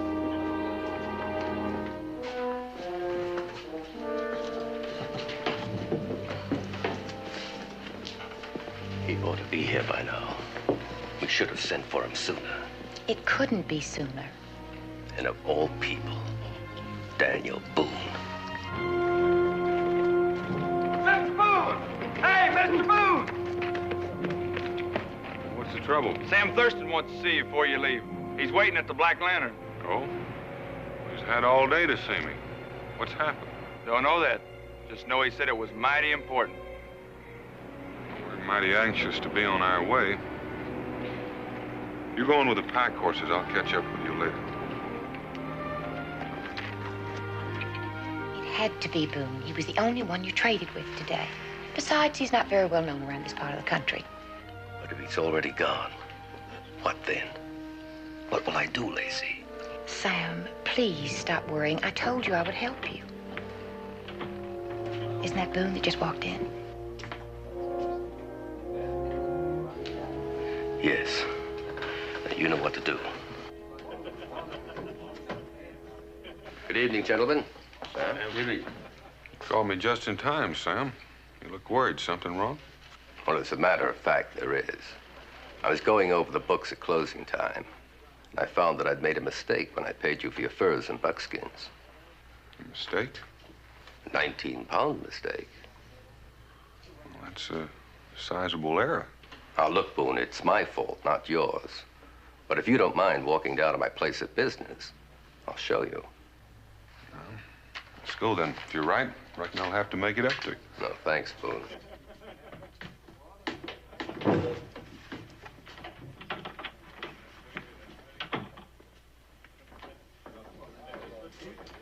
Well, what's a girl to think, Constable, when her fiancé walks out without saying goodbye? He'll be back, Miss Lowe. It sounded like he had some important business with Daniel Boone. Oh, that was Daniel Boone. Yes. Oh, dear. What's wrong? Well, Sam was just telling me about what a frightful row he'd had with him earlier. Well, they seemed friendly enough just now. Oh, public appearance, you know. I do hope Sam gets his money back. If he returns, would you tell him that I've gone to see if my coach is ready? Surely. Thank you.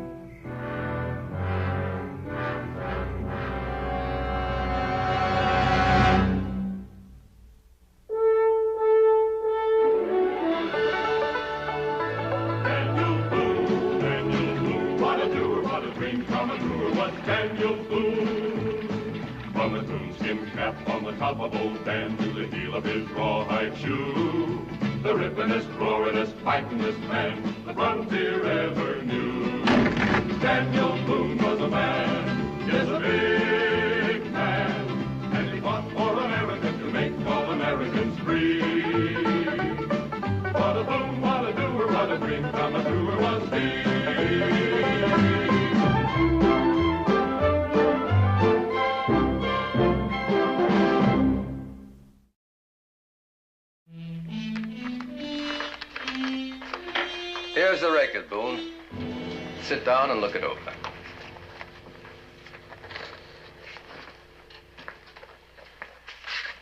Yeah, said where? Your chair's gone. Oh, I'm sorry. A leg came off and I sent it to Peterson to get fixed.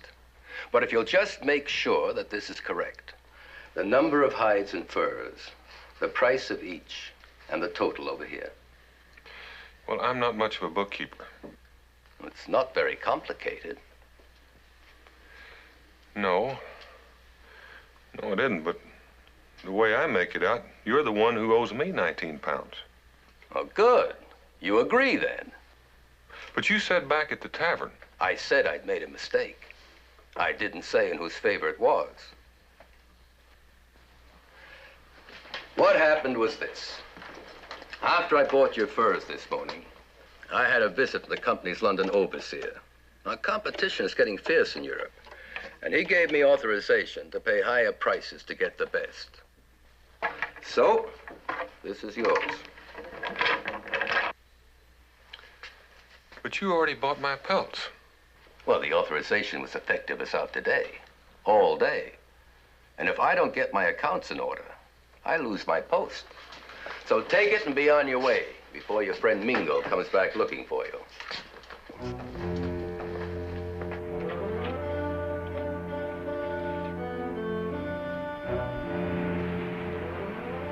Hi, Sam.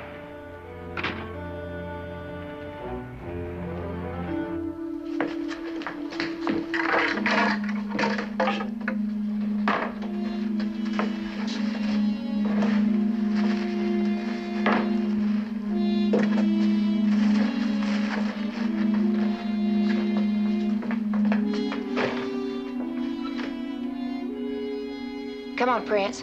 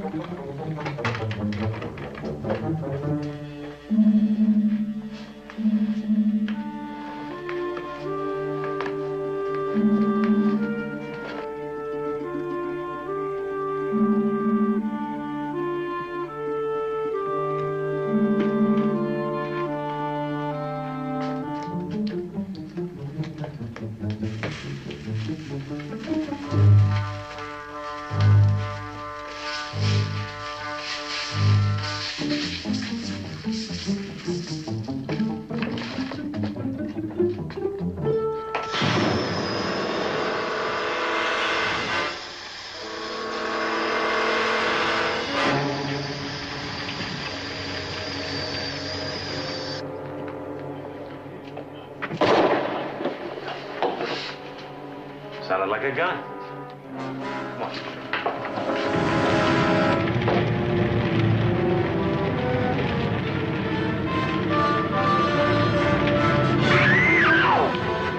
Get out!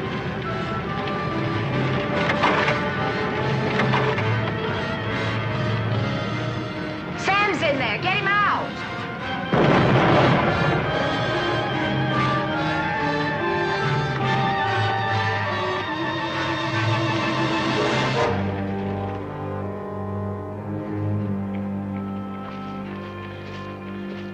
Of course, the way you tell it, Daniel, it wasn't exactly a mistake that Sam Thurston made. It was more of a correction. I suppose he was having a little fun with me. Because naturally, when he mentioned the 19 pounds, I took it that he wanted it from me. Just kind of human nature. Yes.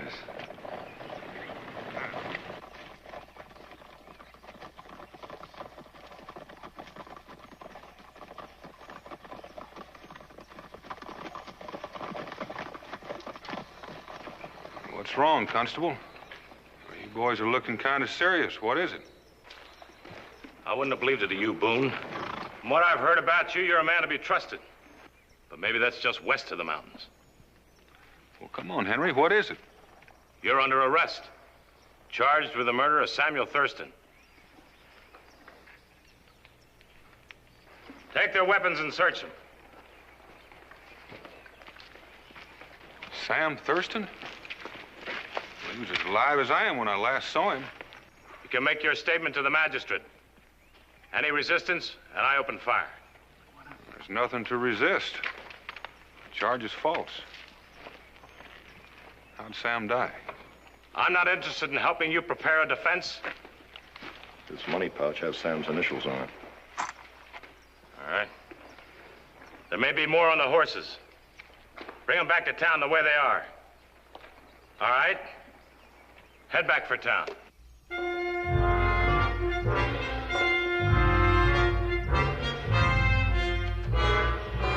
Sam gave me the extra 19 pounds and I left. And that's all I know, except I'm sorry as any man that he's dead.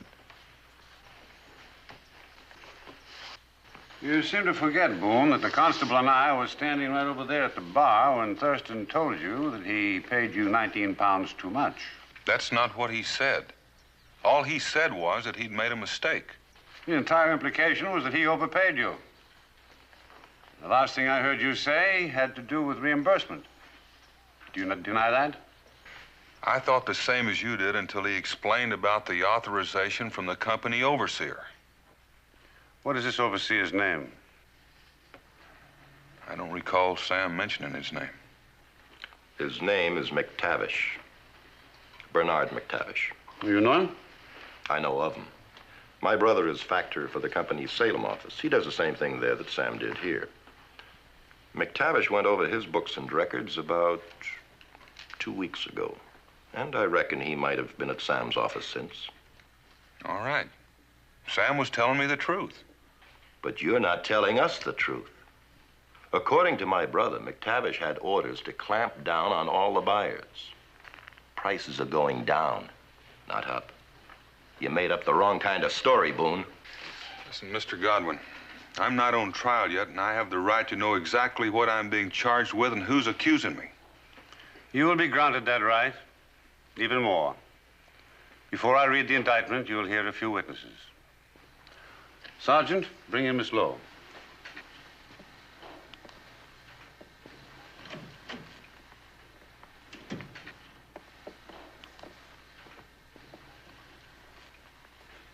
Sit over there, Miss Lowe.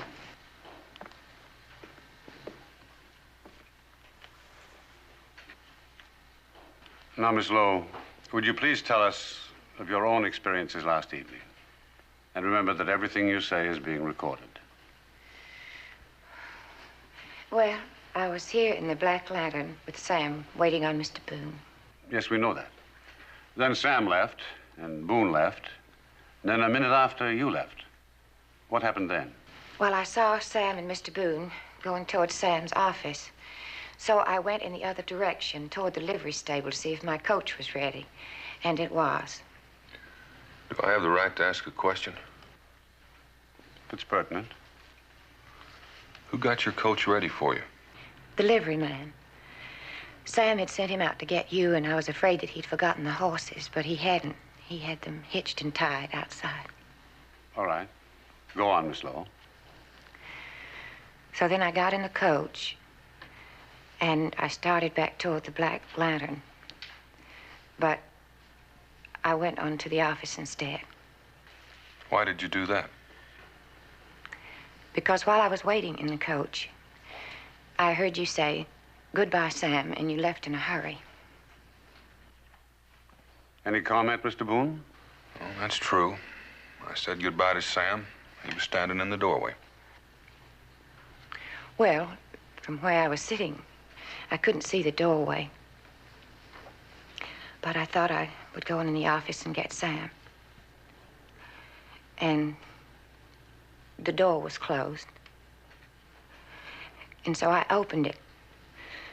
And then I looked inside. And the place was in flames. And I saw Sam. The witness is excused. Sergeant, please help Miss Lowe.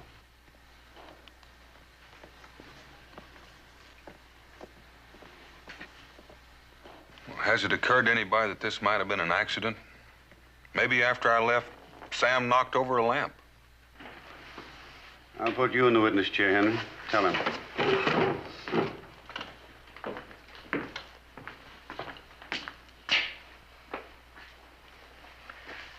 After Miss Lowe gave the alarm, I was the first one to reach Sam's office. He had already been burned beyond recognition.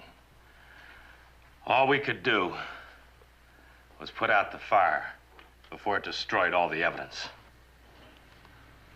What evidence? The evidence that Sam had been shot through the head. He was dead before the fire started. The evidence that you tried to destroy, Boone. You got in a fight over that money, lost your temper, killed him, and then tried to make it look like an accident by setting fire to the place. And the...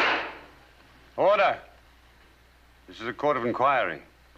You will please state only those things which you know from your own observation, Constable. I'm sorry, Judge. But when a man with Boone's reputation does something like this, it makes it seem 10 times as bad. You mean you're already convinced I'm guilty? What else?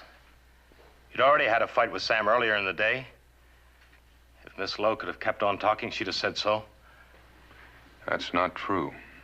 Oh. You're accusing her of lying? Next, you'll be accusing her of doing the killing. I'm not accusing anyone.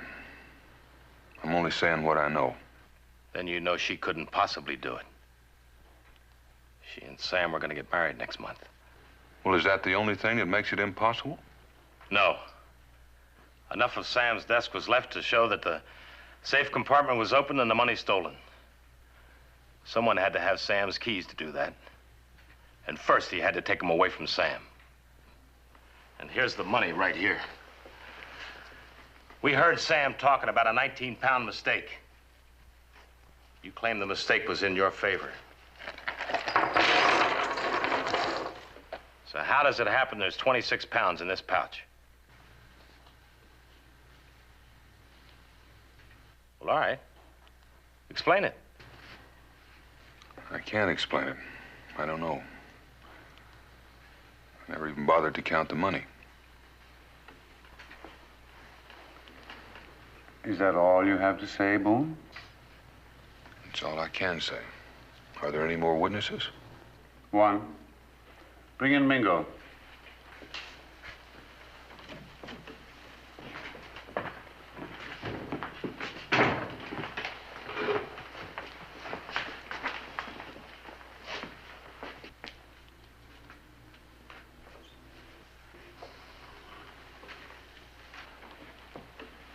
Now, Mingo, when Boone overtook you last night, did he show you that pouch?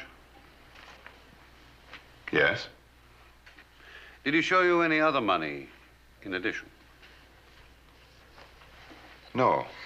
Now, listen, you know Mingo was clear out of town before any of this happened. I've told him exactly what I've told you, so that's all he knows about it. Let's leave him out of it. I might as well, since you've had plenty of time to coach him. Are you ready to hear the indictment? Go ahead. Thank you. The County of Mecklenburg, on the basis of sound evidence assembled, charges that Daniel Boone did willfully cause the death of Samuel Thurston. That he did thereafter rob the same and put Samuel Thurston's office and warehouse to the torch, thereafter fleeing to escape justice.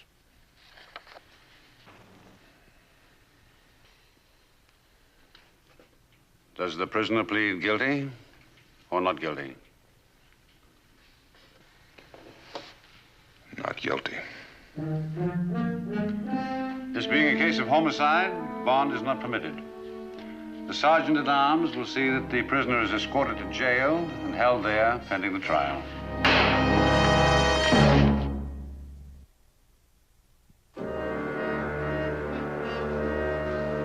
All right, Mingo. Here's your gun. Come back, I'll jail you as an accomplice.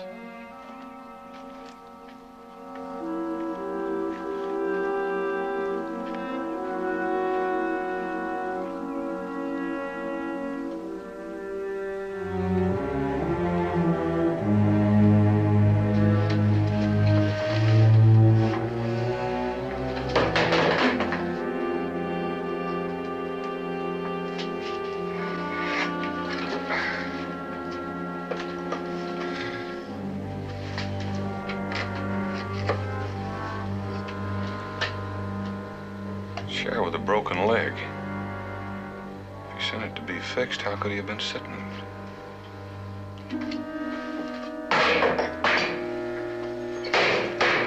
Warden! Warden! Warden! Hey, you! Stop that! I want to see the constable or something. I want to talk to him about it. It'll keep till morning. Any more noise out of you, I'll have the guards put you in stocks. Warden! You heard me!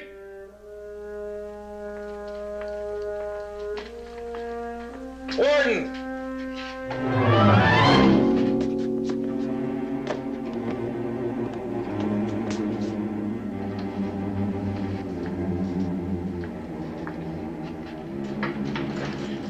Mingo. Anything wrong, Warden? Warden!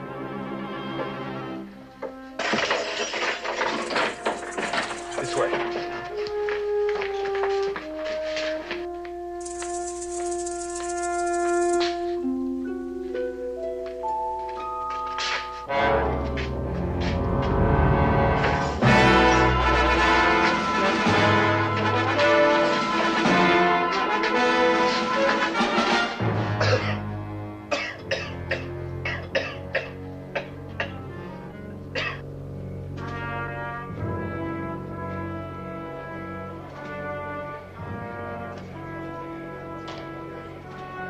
There's nothing else to do. Everyone in town is absolutely convinced you're guilty. If you stand trial, you're a dead man. And now you've gone and made yourself my accomplice. And they'll hang you. If they can catch you. They'll be heading west, over the mountains. Watch every trail, and shoot on sight. Let's go. It looks like they're going to make every effort.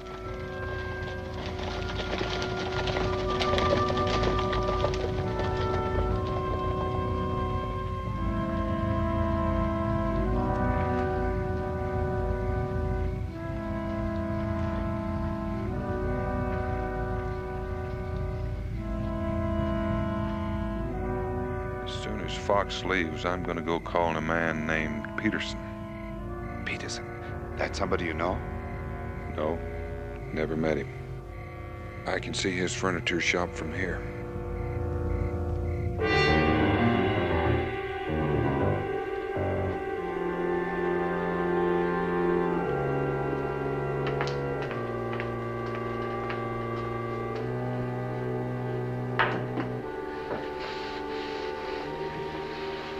Excuse me, Mr. Peterson. Well, I couldn't very well use your front door.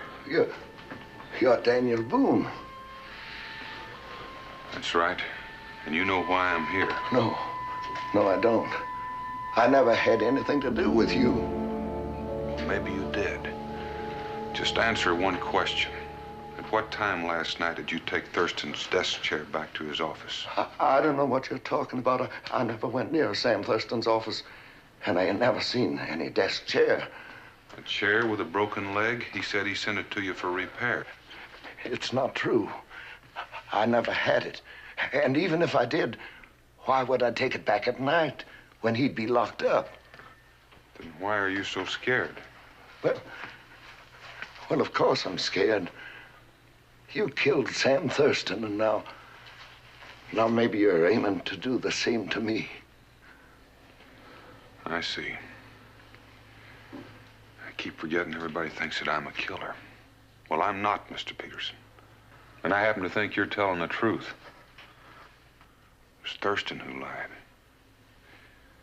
I wonder why he lied about a thing like a broken chair. Well, I don't know anything about that. The last time I talked to Thurston was all of 2 weeks ago. Did he have any particular enemies that you know about? I never knew him that well. This, Lacey Lowe, where does she live? On the road to Salem, but not too close in. Why do you want to know that? I was just wondering why she'd need a coach to get home. But I reckon she would if it's that far. I'm going to leave the way I came in, Mr. Peterson. And I guess you've got no choice but to run to the constable the minute I leave. But tell him for me that I still plead not guilty. But I'm after the man who is.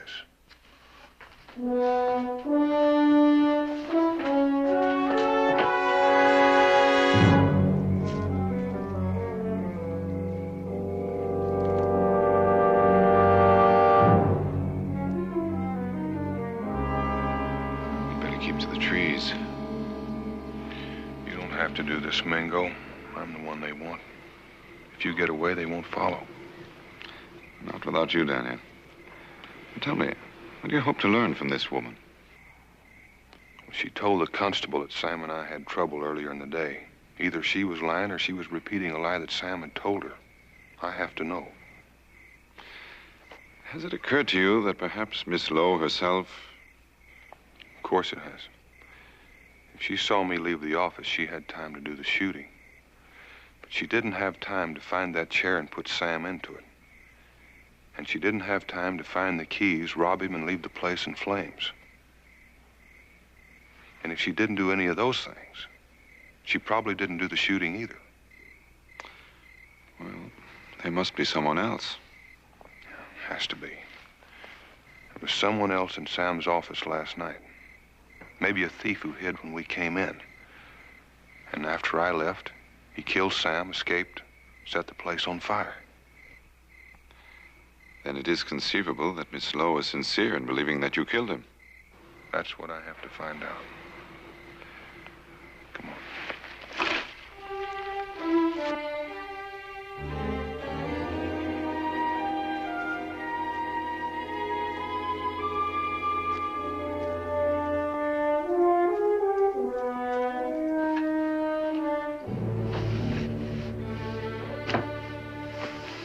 I just gotta do it.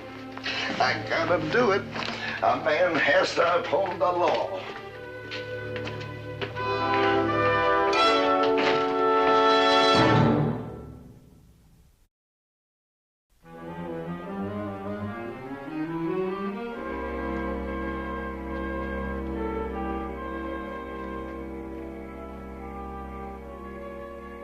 Well, looks as though she's home. Signal if anybody comes.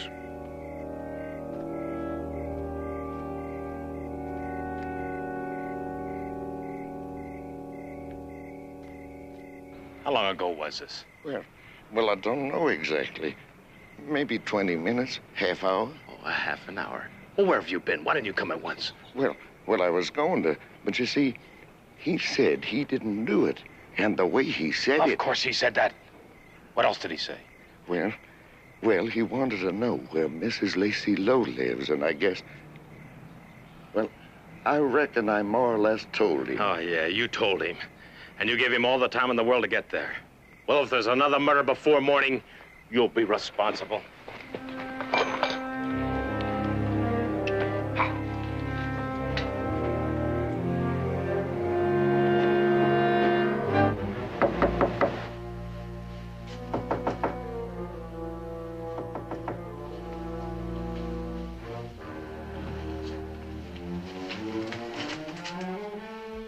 Who is it?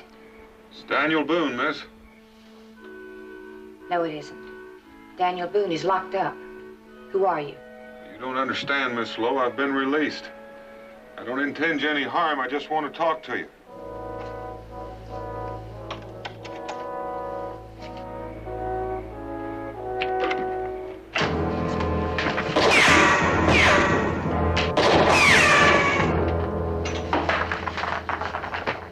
At least that tells me one thing. You didn't shoot Sam Thurston. You never could have hit him with it. What are you talking about? You know very well who shot Sam. No, I don't. Not yet. All I know is that I didn't kill him. Tell me, before Sam died, was there any reason for you to dislike me? Well, of course not. I didn't even know you. Well, then why did you tell the constable, even before Sam died, that he and I were having trouble? I don't have to answer your questions. No, not yet. But if I'm captured and go on trial, you'll have to answer them then. Captured? I thought you'd been released. It wasn't the constable that released me. Then you escaped. That's right. And I don't have much time. Now, would you tell me why you told the constable that lie? I didn't tell any lie. I simply told what Sam told me. Well, then Sam lied. He lied about the broken chair. He lied about the money that he said he owed me. He even lied about the amount he said he was going to pay me. Now, why would he go to all that trouble? I don't know what you're talking about. One thing he said that was true. He said that his company overseer was here from London. Can you tell me anything about a man by the name of Bernard McTavish? No.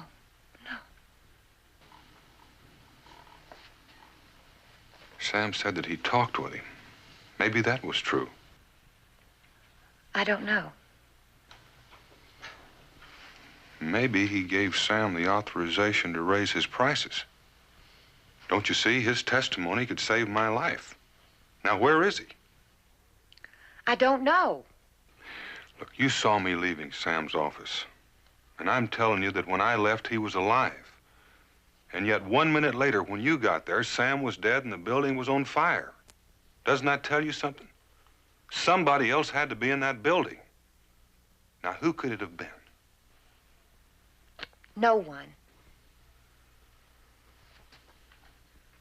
How come you're packing your trunk when Sam isn't even buried yet?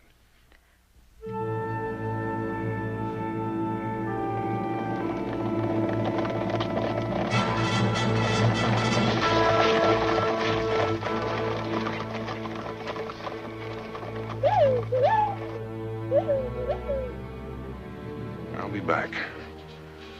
If I'm still alive.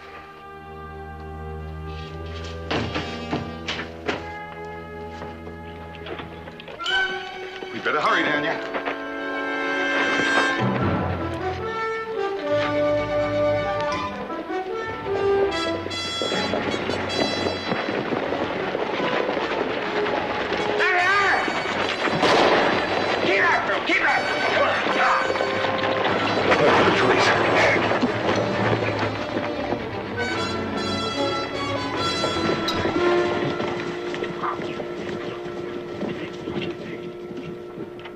Slow. Are you all right? I heard the guns. Is he dead? No, but he will be if he doesn't give himself up. Why was he here? What did he want?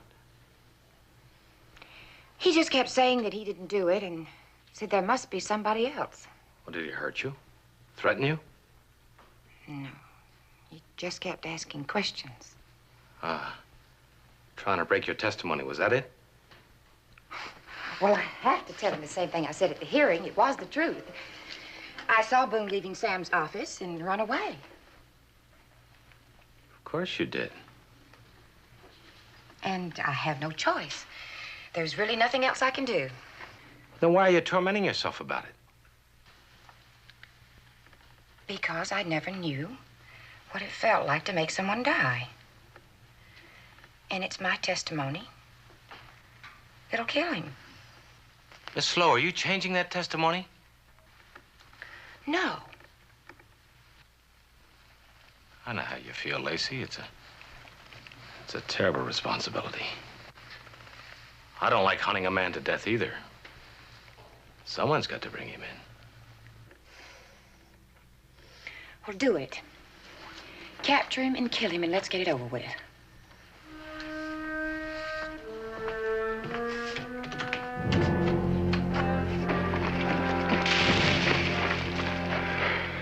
Well, we've lost him for a breather, at least.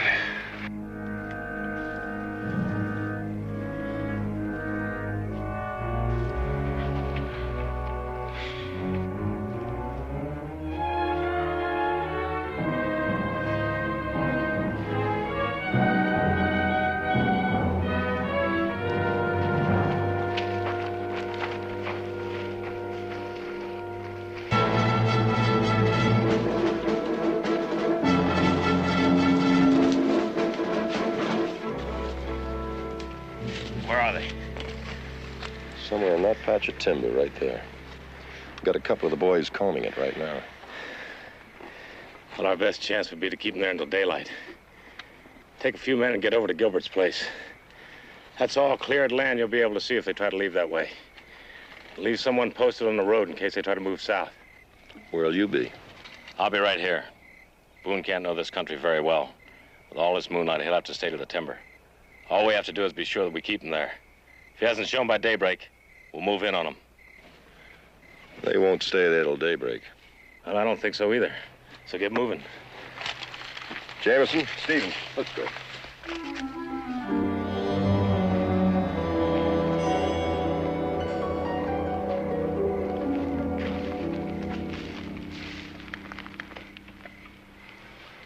Looks like a farm over there.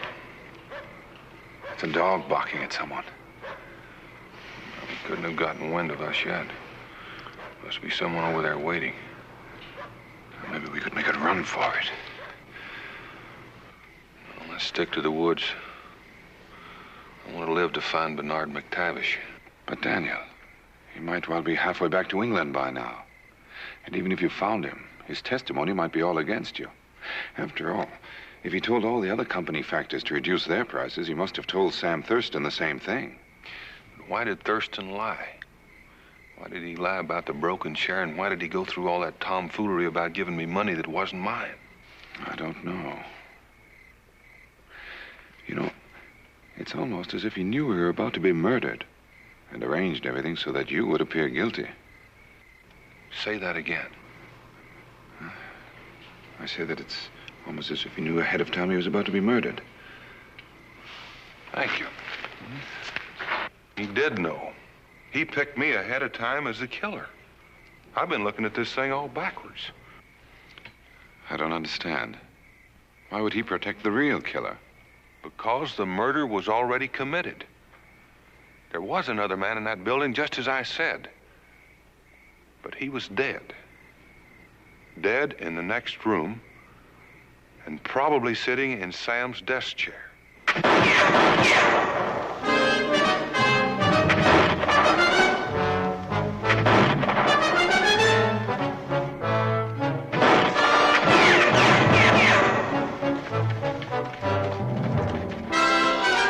Shooting we heard must have been Crawford over at Gilbert's farm.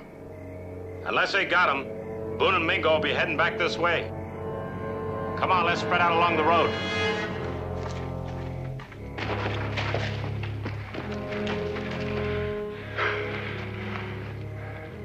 We've got to get back to Miss Lowe's place. I know now why she's packing that trunk, and I'm pretty sure it'll take 2 people to move it. Well, the first thing to do is get out of this patch of woods. I believe Henry Fox has us surrounded. probably waiting for daylight.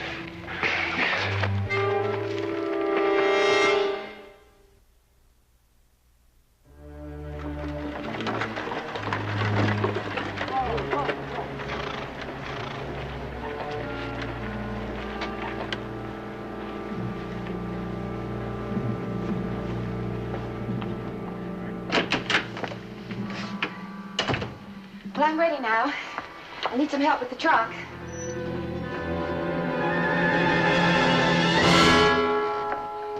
Aren't we taking an awful chance? Be a bigger risk to stay here. If they don't capture Boone, he'll be back. If they do, the constable will be back to tell me. It's getting morning outside now, so you better get out right away.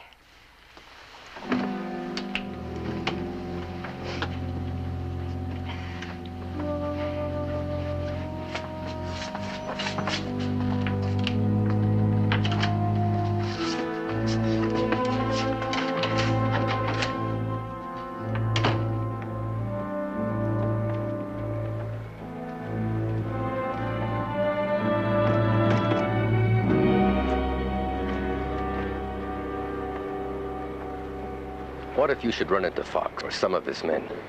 They think you're dead. They won't be looking for you. Do you have the identification papers you took from McTavish? Yes, right here. Good. Well, as soon as we get away, that's who you are. Sam? Do you remember when you first came to me and told me about McTavish and that you'd killed him because he found you with the company money? I told you then I'd help you. And I have helped you. I've lied for you and might have even killed a man. Yes, Lacey. But just remember that the money I stole was spent on you. And half the money in that trunk is yours. Sam, that was never the reason I did that. I did it to save you, so we could be together. I did it because I love you. Lacey, we're wasting precious seconds. Nothing will stop the sunrise. Sam, can't you say that you love me? Can't you say that I have to do these things for you? I love you. Now, if we're going, let's go.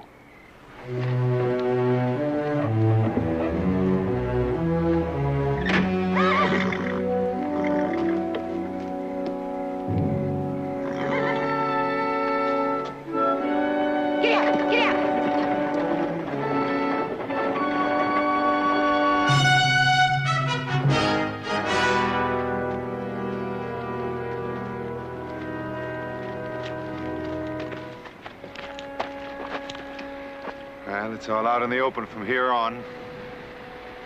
Look.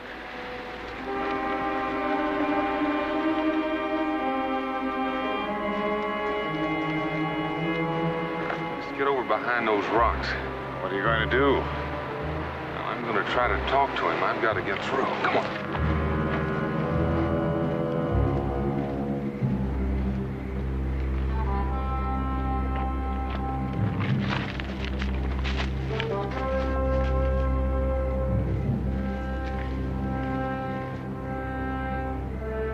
Constable! Who's there? It's Boone. I want to talk to you. You got anything to say to me, Boone? Come out with your hands in the air. You and Mingo, too. You listen to me first. I make no bargains with killers. Open fire.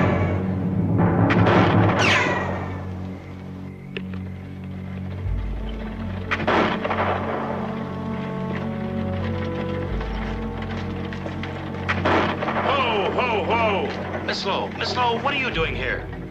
Going to my sister's. I can't stand to be in that house alone anymore. It's Lacey Lowe. She's leaving. Boone's over there in the woods and he's got a gun. You better get out of here quick. Here.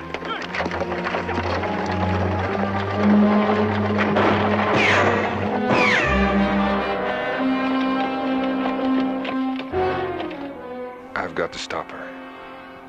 If she gets away, I'm a dead man.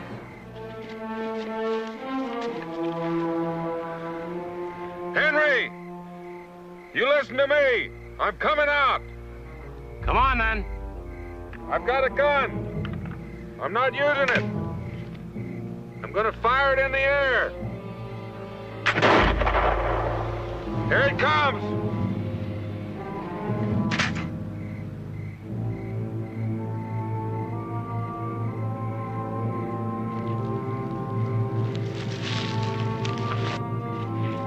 Stop where you are. I'm leaving it up to you, Henry. Shoot if you want, but I'm going after that carriage. Boone! I'm warning you.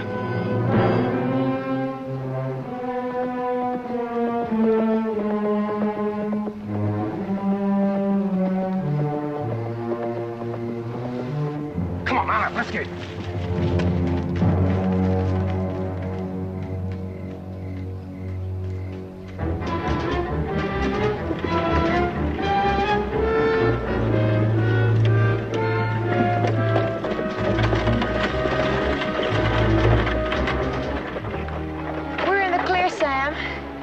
You take over for a while. I'm exhausted.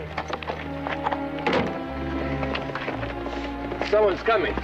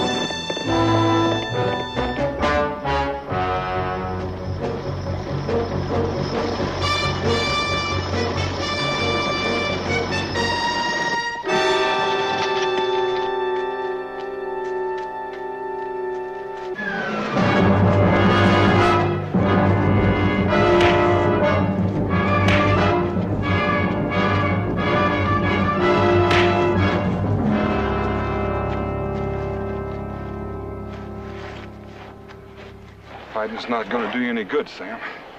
It's too late for that.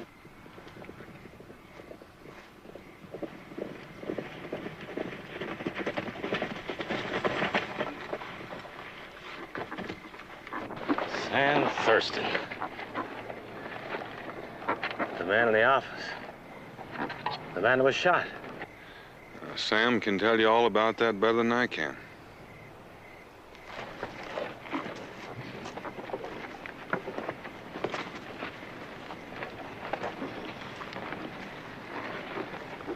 It was Bernard McTavish.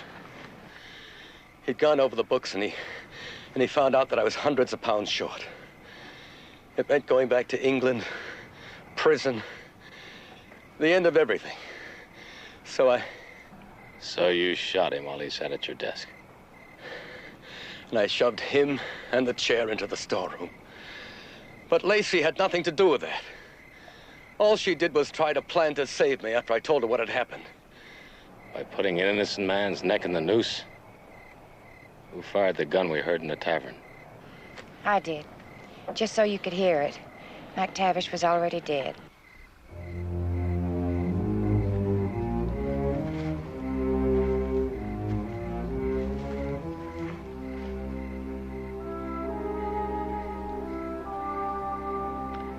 You couldn't have done anything else, Henry. All the evidence pointed to me.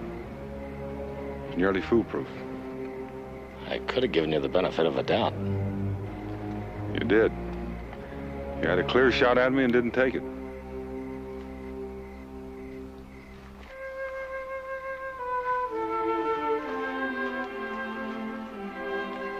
Take him back to town.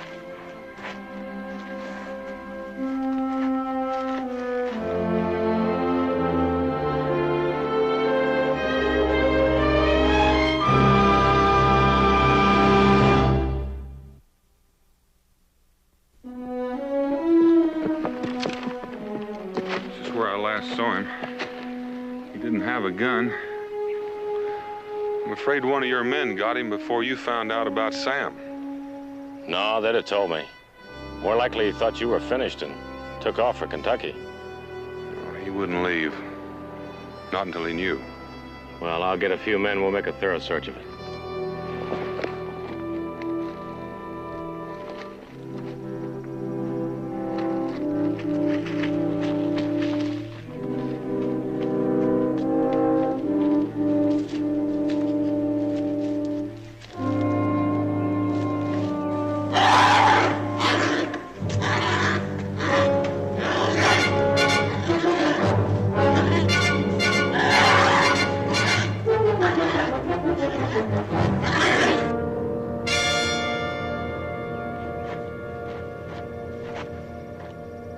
Hello there. Let this be a lesson to you not to wander about in the woods without a rifle. Did you find Sam Thurston? Yep, we're free. Free? I've been held prisoner in this tree for over an hour. Well, we'll just wait. This time, Henry Fox can release both of us.